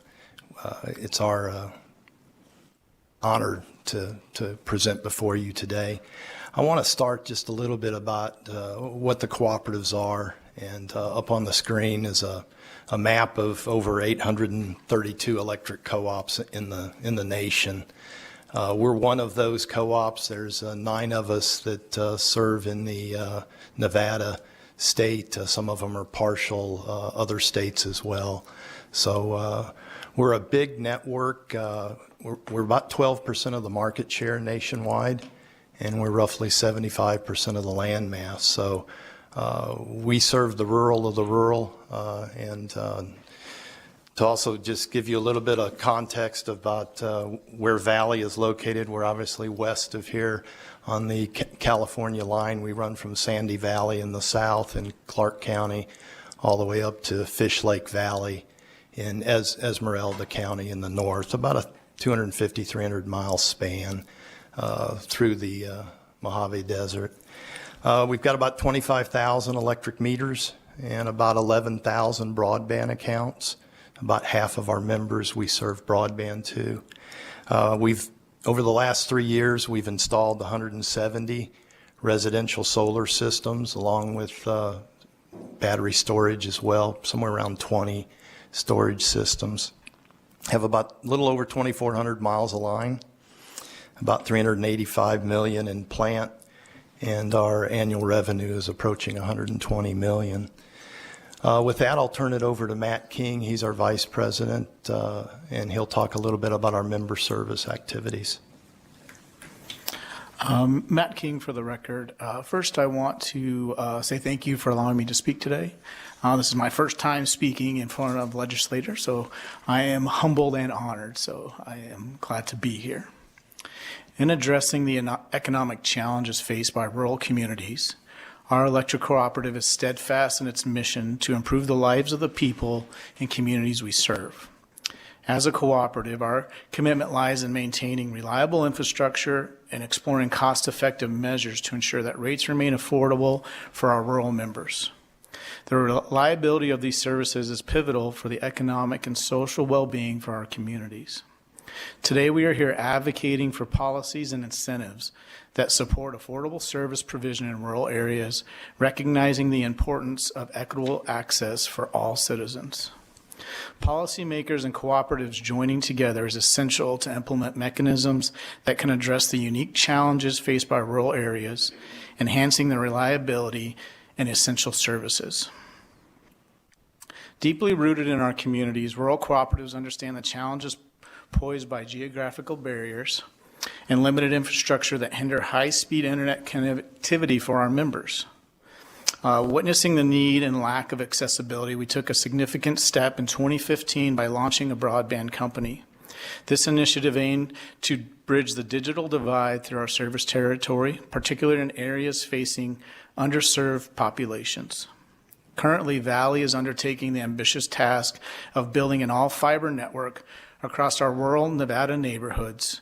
Advocating for increased investment in rural infrastructure and broadband connectivity is not just about expanding coverage, it is about reaching underserved communities to further close the digital gap. Collaboration between government agencies and our cooperative is imperative to achieve this. We reach beyond infrastructure to serve our communities as well. By actively involving and collaborating with community organizations, local governments, and educational institutions, we foster partnerships that promote economic growth and social well-being. Cooperative are guided by 7 principles, one of which is concern for community. Through this principle and our values, Valley is committed to prioritizing the well-being of the communities we serve. At Valley, we pride ourselves on encouraging volunteerism and community engagement among our staff to build strong connections and give back. We contribute to sustainable community development by actively participating in local events and contributing to charitable causes. Our employees are vested in giving back and take action by coaching youth sports, serving meals on holidays, hosting school supply drives, visiting local senior centers just to spend the day listening with care and concern to the citizens in our communities, both on and off the clock. We are proud to be our member owners' neighbors. After all, this is our home too. And in summary, addressing the needs of rural communities in the areas of affordability, accessibility, reliability, and community requires a collective effort. Through close collaboration with policymakers and the legislature, we can create a favorable environment that supports the growth and prosperity for rural areas. Together, we can build the future where rural communities thrive, where they are connected, and where they are empowered. Thank you.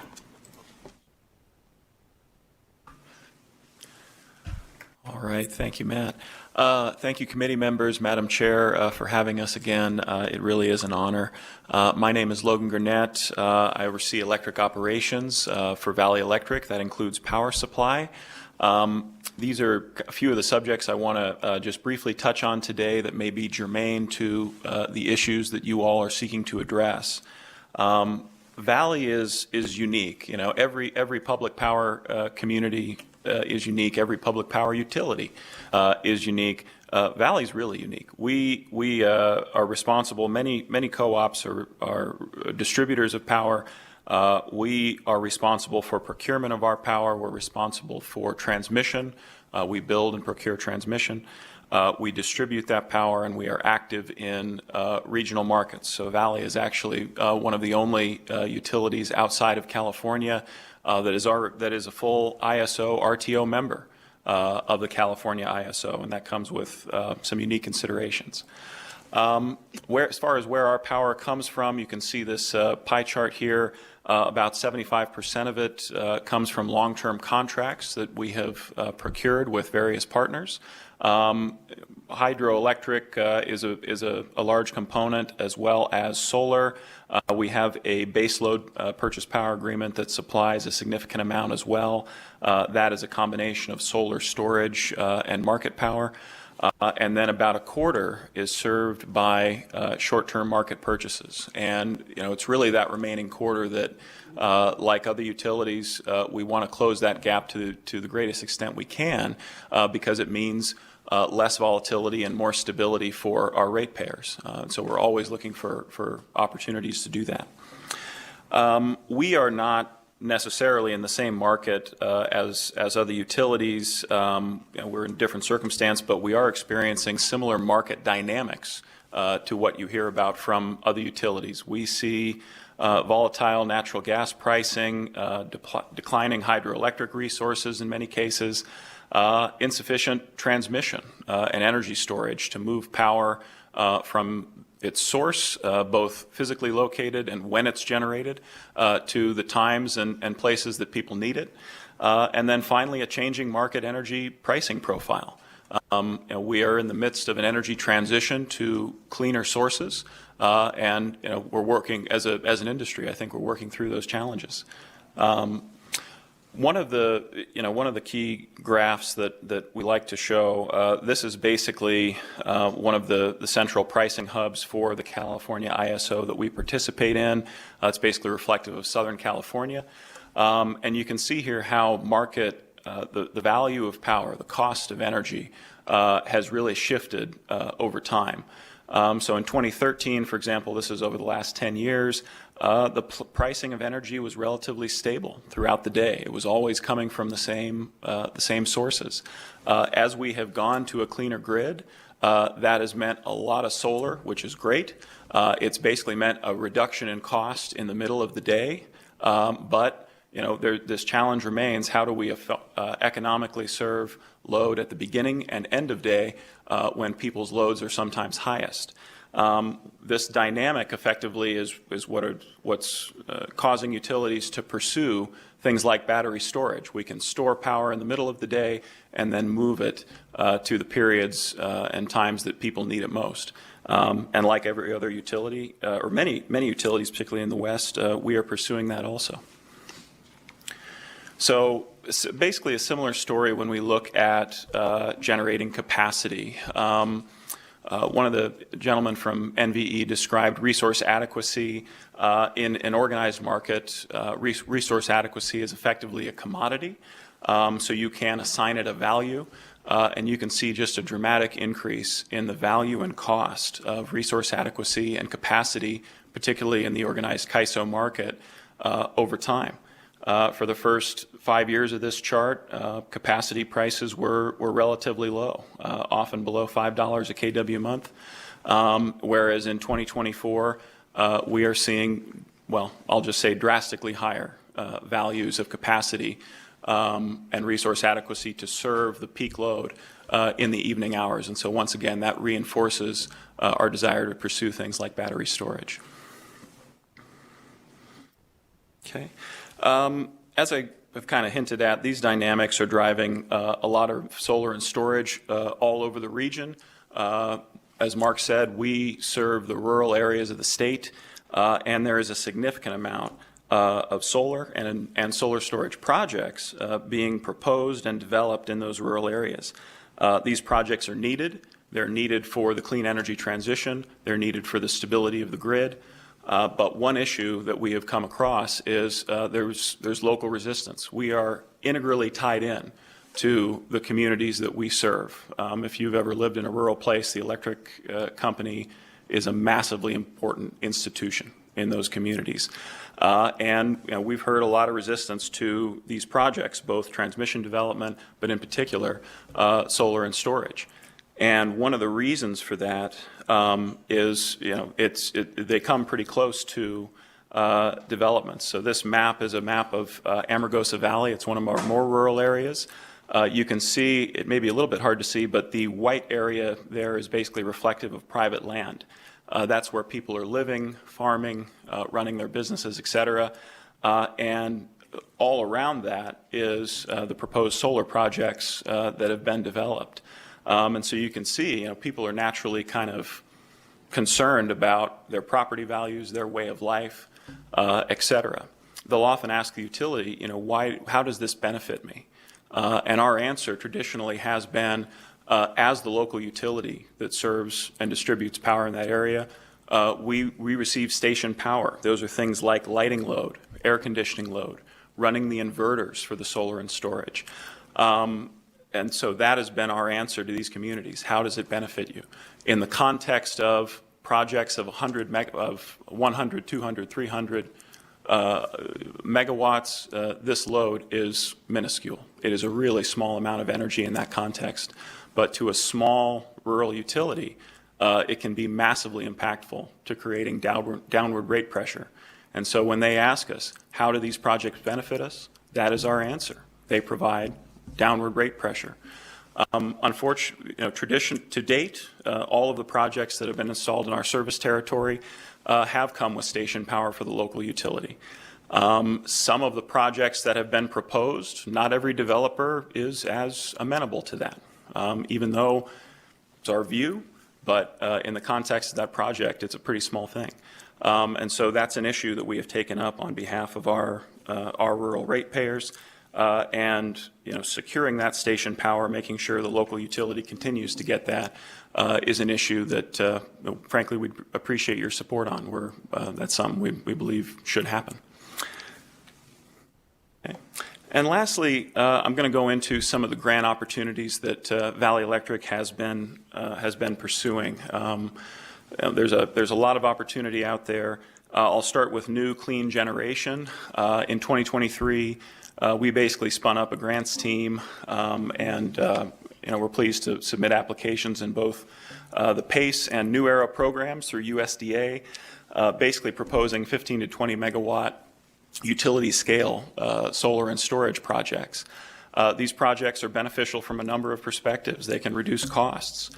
They improve resilience and reliability. They provide decarbonization. But in particular, in the rural areas that we serve, many of these really rural communities are served at the end of one transmission line. And if that transmission line goes down, that community is out of power. And so one of the arguments that we've made in support of these grant applications is with particularly the combination of solar and storage, we can provide needed resilience in those communities and really enhance reliability against the loss of a transmission line. So in addition, distributed energy management, we've partnered with a number of folks to really, the idea of this is to partner with our members, with our electric consumers, to be part of the energy transition.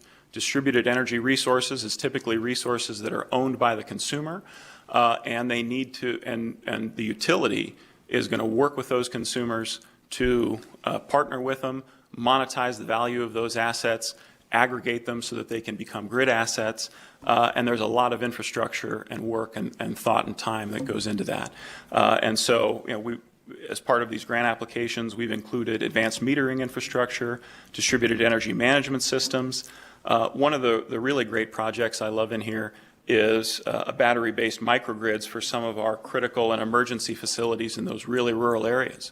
If one of those places loses power, we want to make sure that the police stations, fire stations, emergency services, gas stations still run, so that if those communities are out of power, and frankly, our reliability is excellent, but nevertheless, there is that risk. And so those were the critical infrastructures that we really wanted to bolster in this initiative.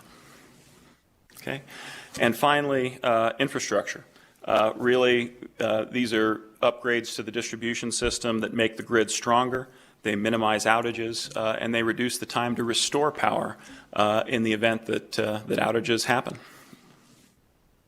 Okay. So why are we doing all of this? Really, all of this stuff aligns with our mission as a cooperative. We want to reduce electricity costs to the greatest extent we can. We want enhanced reliability and resiliency for rural Nevada communities and consumers.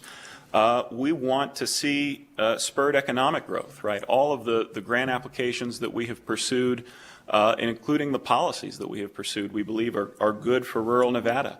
And to the extent that those local communities can see benefit from them, we want to pursue those. And then finally, we believe we are all on a path towards reduced greenhouse gas emissions to the extent we can balance that with lower electric rates and costs. So with that all said, thank you. We appreciate your support both on our grant applications as well as the issues that are critical for rural Nevada. Thank you again, and we'll be happy to take your questions. All right, thank you so much for that presentation. Committee members, do we have any questions? Okay, online, Assemblywoman Gallant. Okay, Senator Daley.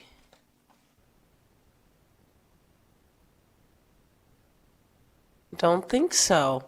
All right. Thank you so much for joining us. I hope you all have a great rest of your day. It's good to hear from some of the folks who represent the other, 10% or so of the population that NV Energy does not serve. So thank you for that.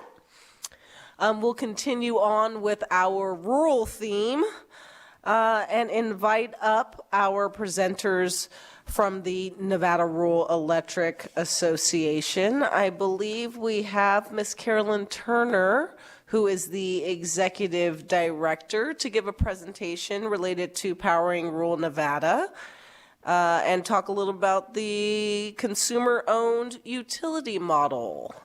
Do we have Ms. Turner? Yes, Madam Chair, I'm here at the table. Lovely. Welcome. Go ahead and begin whenever you are ready.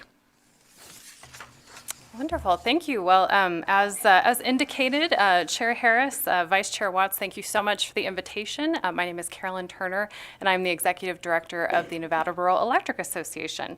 You just heard from one of my esteemed members, and so I certainly don't want to replicate any of their good efforts or be duplicative, but I'll give you kind of a global perspective, and then certainly here to answer any questions that you have about the kinds of operations that the members run. So what I'd like to talk about today is kind of the benefits of the consumer-owned utility business model. We're going to start in that process, by first defining consumer-owned utility. We'll talk about reliability and affordability, as well as concern for community as well. And hopefully you can see my slides on the screen. Actually, Ms. Turner, we do not see your slides here. In Las Vegas. Give us just 1 second and we will make that happen. Perfect. Actually, we now see them, so go ahead, continue, please. Wonderful, the miracle of technology. So first, I do want to define consumer-owned utility before we get into some of these exciting programs, which is a blanket term to describe 3 different types of unique utilities. Each of these utility structures operates a little differently with governance and formation differences noted on your screen, including some NRS language that's used. However, all consumer-owned utilities operate under the same guiding principles, which are they operate without a profit motivation on a not-for-profit basis. They're governed by democratically elected bodies and emphasize reliability and affordability. So, like I said, those three utility models are electric cooperatives. We've got power districts and municipal utilities as well. The Nevada Rural Electric Association is comprised of 12 such utilities. We've got 6 distribution cooperatives, 3 power districts, 1 municipal utility, and 2 generation transmission cooperatives, all of which together are headquartered in 6 western states, including Nevada. You heard earlier from representatives of NV Energy, and as Chair Harris pointed out, we serve kind of the remaining 10%. NV Energy serves 90% of the state over about 46,000 miles of service territory. NREA members serve 10% over more than 70,000 square miles of service territory. So many of these communities are extremely remote. They can be difficult to access and difficult to serve, frankly. Reliability is the first thing I want to talk about and the cornerstone of consumer-owned utility service. NRA members are dedicated to keeping the lights on for rural Nevada, which is very important. It's no easy feat. The utilities industry is undergoing rapid transformation driven by technological innovation. Demand is also growing with electrification and population growth in rural communities, and not to mention our increasing reliability and dependence on reliable service, which makes these goals even more important.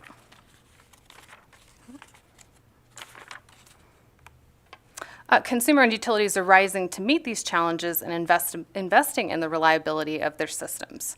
Reliability projects include vegetation management and wildfire mitigation, line and substation upgrades, advanced metering, as the folks from Valley just referenced, and new generation resources, to name a few. Additional opportunities have been accelerated in this realm by historic federal funding and changes to federal tax code that bring cost parity to not-for-profit utilities as they build new clean energy resources. So here on the slide, you can see a couple of exciting examples of these types of projects and collaboration. We've got Rural Utilities Administrator Andy Burke and our USDA State Director, Lucas Ingolstad, touring the Valley Electric Association's control room. You then see tribal council members and Overton Power District staff and trustees dedicating a new transmission line and substation for the Moapa Band of Paiutes. And the state's first community solar array is on your far right there, which is operated by Lincoln County Power District. So I do want to talk for a while about our members' commitment to affordability. Nationally, consumer-owned utilities serve roughly 3 in 10 Americans, but they serve 95% of persistent poverty communities. Costs are critical to control for rural Nevadans, many of which have fixed incomes or run small businesses. A lot of that is also agriculture, for example. NREA members all offer programs to control costs for residential and small business consumers, including energy efficiency and weatherization, rebate programs, and direct assistance for low-income consumers. In addition to these exciting and existing programs, we're also working with partners throughout the state, one of which you'll hear from here in just a moment. The Nevada Clean Energy Fund is working with some of our members to look into the feasibility of offering on-bill financing programs, which would bring these same energy efficiency and weatherization programs to Nevadans that may not be able to afford it otherwise. And last but certainly not least, I'd like to highlight consumer-owned utilities' concern for community, again, which the folks at Valley also referenced as one of the pillars of the cooperative movement and one of those, those 7 cooperative principles. Our members provide a number of services and programs, including safety training and demonstrations. As you can see here, we've got a couple pictures from Overton Power District doing some demonstrations both for 4-H participating kids as well as the Nevada National Guard. And the members also provide pathways to employment, such as internship programs and summer work programs, and youth-focused programs such as Youth Tour, which is a really exciting nationally organized program bringing teens to Washington, D.C. to learn about the democratic process and advocacy. In addition, our members have robust charitable giving programs, such as Wells Rural Electric's Next Dollar Foundation and Overton Power District's Roundup for Education. As you've seen on the screen and can see more of here, members operate or run toy and food drives and a number of community service programs, both involving their trustees and directors as well as employees. So really excited to highlight all of this work that's taking place in rural communities. I'd love to talk to you more about anything I've just mentioned or answer any questions you may have. Okay, committee members, any burning questions about the Nevada Rural Electric Association? Or smoldering questions? Okay, I can't see the members online, so pipe up if you have a question. Okay, and Senator Daley. All right, sounds like you're good as well. Okay, Ms. Turner, thank you so much. We appreciate you coming by. Thank you. All right, we will move on to our last agenda item before our public comment, and that's a presentation on opportunities for maximizing the benefits of federal clean energy funds and an update on Nevada Clean Energy Fund programs. That will be given to us by Kirsten Stasio, who's the CEO for Nevada Clean Energy Fund. Hello, welcome. Thanks for being with us. Go ahead and start whenever you're ready. Thank you, Chair Harris and Vice Chair Watts and members of the committee. My name is Kirsten Stasio, for the record. I believe I have the unenviable position of being between you and lunch, but I have the enviable position of being able to talk about solutions for how we can empower Nevadans to bring down their energy costs and live in a healthier environment and climate. As I've got my presentation up there, you should be able to see it now. As many of you may recall, I presented last year to the Assembly and Senate Growth and Infrastructure Committees about how the Nevada Clean Energy Fund, or NCEF, is working to bring federal clean energy funds into the state to benefit Nevadans. And I'm here today to give you an update on those efforts, including highlighting opportunities for how we can work together to ensure Nevadans fully benefit from the truly unprecedented level of federal funds that are becoming available. First, I want to do a little level setting with some background on NCEF. We were established by state legislation in 2017 by Senate Bill 408, and we were established as a nonprofit organization to accelerate investments in clean energy projects in the state in a way that reduces energy costs, creates good jobs, improves the standard of living for Nevadans, and addresses climate change. We serve as the state's so-called green bank, which is an institutional model that's been successfully implemented over the past decade in over a dozen U.S. states. And today, pretty much every state in the U.S. now has a green bank. So as the state's green bank, NCEF is playing a really important role in building Nevada's capacity to access and implement federal clean energy and climate funds. Because, as you know, the opportunity before us is unlike one we've really never seen before. We've got hundreds of billions in federal funds available to implement long-lasting and impactful programs in the states. And these funds are available primarily through the Bipartisan Infrastructure Law and the Inflation Reduction Act. And they're designed to help us bring down energy costs. NCEF is implementing programs that provide financial and technical assistance to a wide range of stakeholders in this state, including for households, affordable housing stakeholders, local businesses, schools, contractors, tribes, local governments, and others, so that they can implement clean energy measures such as building energy efficiency, clean vehicles, and rooftop and community solar and storage. A great example of our work is our electric school bus program. As you heard from NV Energy earlier, the Environmental Protection Agency, or EPA, recently announced that NCEF will be awarded $7.7 million as part of EPA's Clean School Bus program, which is part of the bipartisan infrastructure law. So NSEF will pass these funds through to Nevada's school districts to replace 25 aging diesel school buses with electric ones. This grant opportunity was a result of a really effective partnership between NSEF and NV Energy, who has their electric school bus vehicle to grid program, as well as the Nevada Division of Environmental Protection, or NDEP, who has some remaining VW settlement funds that the school districts can put towards these buses. So between the three of us and with these federal funds, we were able to bring these electric school buses to school districts at no upfront cost. You can see how we're working with these school districts. You can see it in, and on this slide, how we're working with the school districts to braid multiple sources of funding together to achieve this. So not only are participating school districts getting a free bus, but a single electric school bus can reduce ongoing fuel and maintenance costs by about $15,000 annually on average.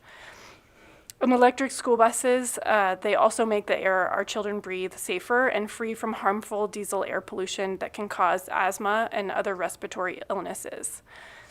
Elko County, Lyon County, and Lander County school districts have all signed up to receive funds from this grant. And there are other school districts that we're working with who are interested and eligible for these funds as well. So I'm really excited to be sitting before you today and report that we're bringing $7.7 million in Nevada, and we're just getting started. Next, I want to talk about our inaugural financing program that we launched at the end of last year called the Residential Energy Upgrade Program, or REUP. REUP connects Nevada homeowners with financial and technical assistance for energy efficiency and clean energy upgrades in their homes that bring down their energy costs. This program is designed to empower residents with the resources to access other federal and utility clean energy funds, like federal tax credits and rebates that you've been hearing about, by providing education paired with affordable and accessible loans. I want to talk briefly about these tax credits and rebates because they can be pretty significant for a resident. First, as you see on the left up here, we've got a suite of federal tax credits. Residents can get a tax credit for everything from putting in new insulation in their home to installing rooftop solar to purchasing a new electric vehicle. And these tax credits, they're available today. For residents that don't have a taxable income and so might have difficulty accessing these tax credits, we also have federal home energy rebates that will be administered by the Nevada Governor's Office of Energy. You see a summary of one of those federal home energy rebate programs on the right on this slide. Unlike the tax credits, though, these are not available yet, but they should become available sometime in 2025. And once they do, income qualifying residents will be able to get up to $14,000 in equipment-based rebates for measures like heat pumps and induction cooktops. Another federal home energy rebate program that's not income qualifying is for efficiency retrofits in homes that could provide up to $8,000 per home that achieves energy savings of 35% or more. These tax credits and rebates are great, but they're likely not going to cover the full cost of a clean energy measure, and that's why we developed an accessible, affordable financing option as part of REUP in partnership with a nonprofit community lender who's providing the capital. REUP provides unsecured loans to homeowners that conducts and it also conducts underwriting based on ability to repay rather than credit score, in order to expand access to capital to underbanked households, which is particularly important in our current interest rate environment. So let's look at a couple of examples. Let's say a household needs to replace their air conditioning or heating unit. They could replace it with a ductless heat pump at a cost of about $10,000. But they can get a $1,600 rebate from NV Energy for that heat pump, and on top of that, they can get a $3,000 federal tax credit. And then they can cover the remaining costs with a low-interest unsecured loan from REUP.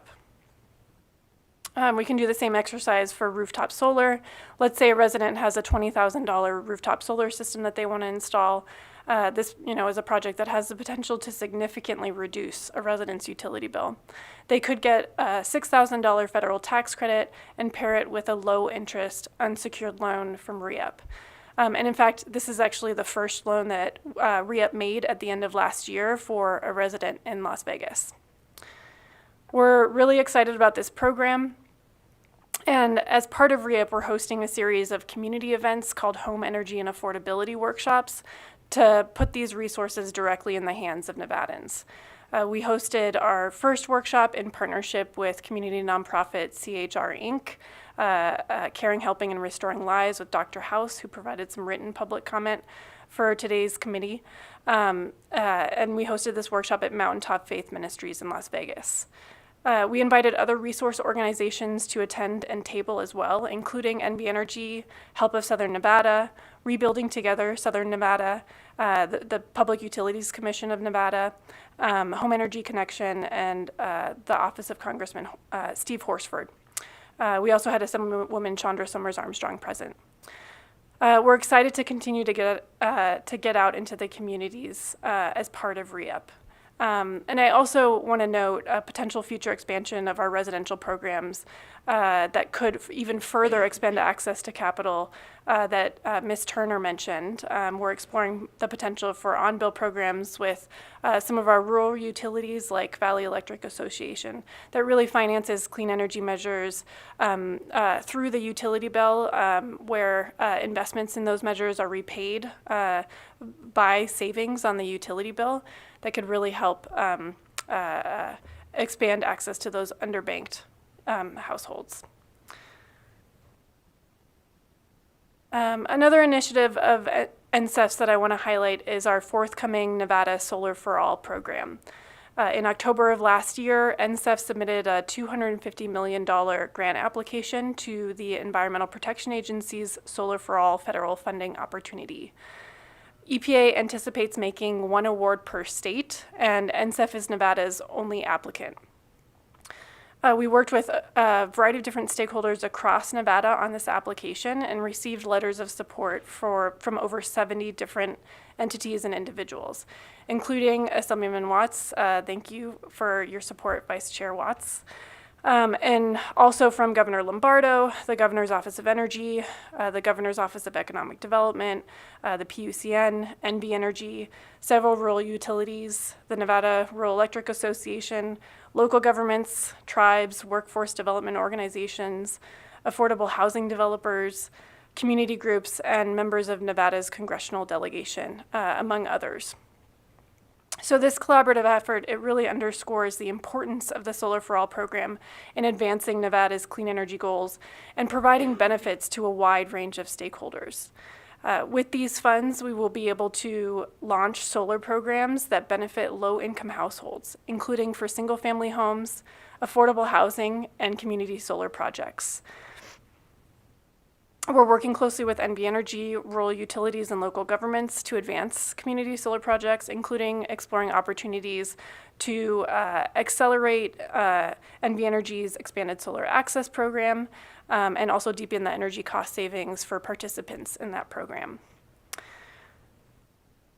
Our Solar for All program will face a policy barrier that would hinder our ability to enable equitable access to solar for low-income households.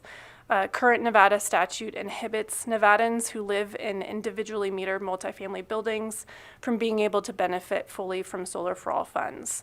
SB 448 in 2021 remedied this barrier for master metered multifamily buildings, but not for individually metered buildings.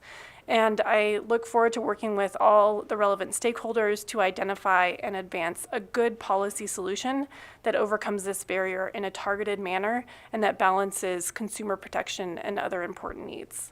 So with that, I'll take any questions you might have.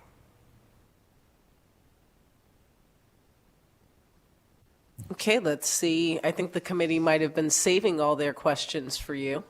So hold on, let's see what we've got. Okay, we'll start with Vice Chair Watts. Thank you, Madam Chair. And I actually don't have a question. I appreciate the shout out, and I just want to make a shout out in return. This is really incredible work that you've been doing. I'm so glad that we we're one of the leading states to create a green bank. I'm really glad that we have you at the helm of ours, and the investment that we've made in supporting this work is relatively minor, and it's already been more than repaid with the $7.7 million that NSEF has been able to bring in. I know that Clark County has been able to get some money for those electric school buses, but your ability to step in and provide that support and help deliver those benefits to every community across the state is really appreciated. And again, I'm extremely excited about this work that you're doing to pool together all the different kind of existing funding streams and then help provide some of the additional financing to meet those gaps to deliver cleaner energy and help people reduce their energy costs. I think it goes back to one of the key things that we've been talking about throughout this meeting. So I just wanted to kind of express my appreciation. It seems like you're all over the place. Everyone's mentioning partnerships that are in the works. I hope that we get that $250 million as well, and just want to applaud all the work that you're doing, and we look forward to continuing to support that. Thank you, Vice Chair Watts. Kirsten Stasio for the record. Okay, any other questions, comments for our presenter? Okay, seeing none, we'll go ahead and release you for the rest of your day. Thank you so much for being with us. And we will head right on into our last bit of public comment. Just a very quick reminder, public comment will be for 2 minutes. You can provide public comment here in Las Vegas. You can provide public comment up in Carson City or via telephone at the number that's posted on the agenda. We'll start here in Las Vegas. Does anyone like to provide public comment today?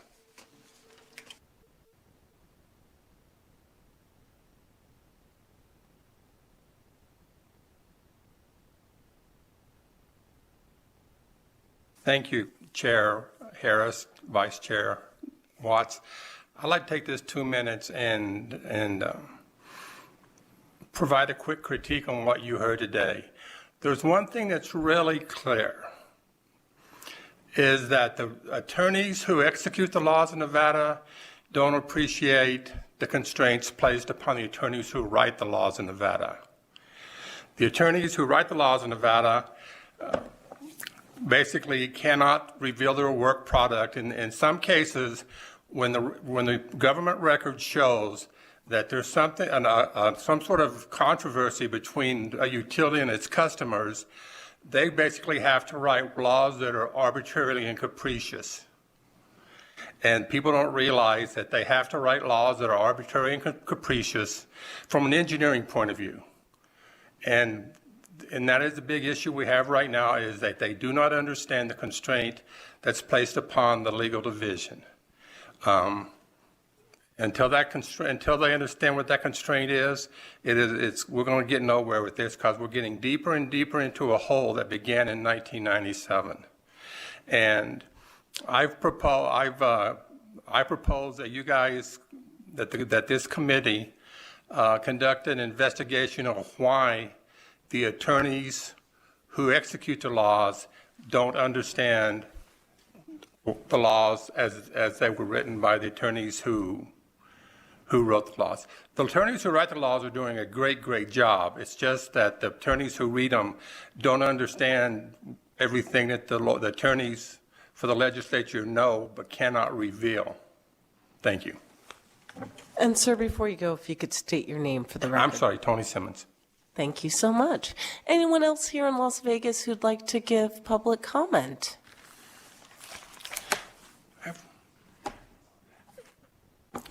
Hold on 1 second, sir. You got somebody else who wants to go. So can I have him go before I do seconds?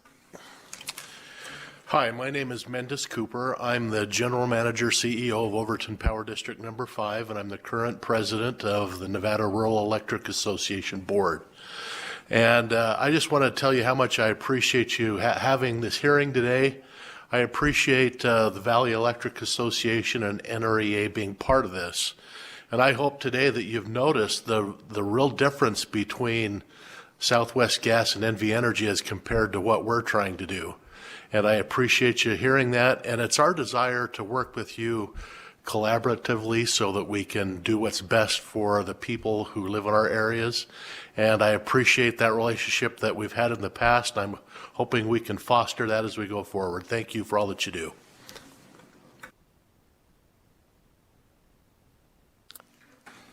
Tony Simmons, a quick question.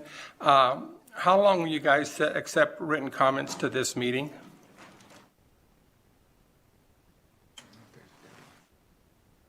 In perpetuity. So I can submit a comment to this meeting by tomorrow midnight? Absolutely. And it would be a part of the record of this meeting? Absolutely. Thank you very much. You're welcome. Do we have anyone in Carson City who'd like to give public comment today? Okay, not seeing anyone. BPS, can we please check the phone lines? Thank you, Chair. The lines are open and working, but we have no callers at this time. Okay, well, thank you all so much for being here today and hanging through and powering through lunch. I appreciate that. Thank you to our staff, especially those who are normally going to be up in Carson City, for coming down today. Everyone have a great day. We will see you at our next meeting, which is currently scheduled for March 13th, and that will begin at 9 a.m. We are adjourned. Thank you, Chair. Have a good day. You as well. Thanks.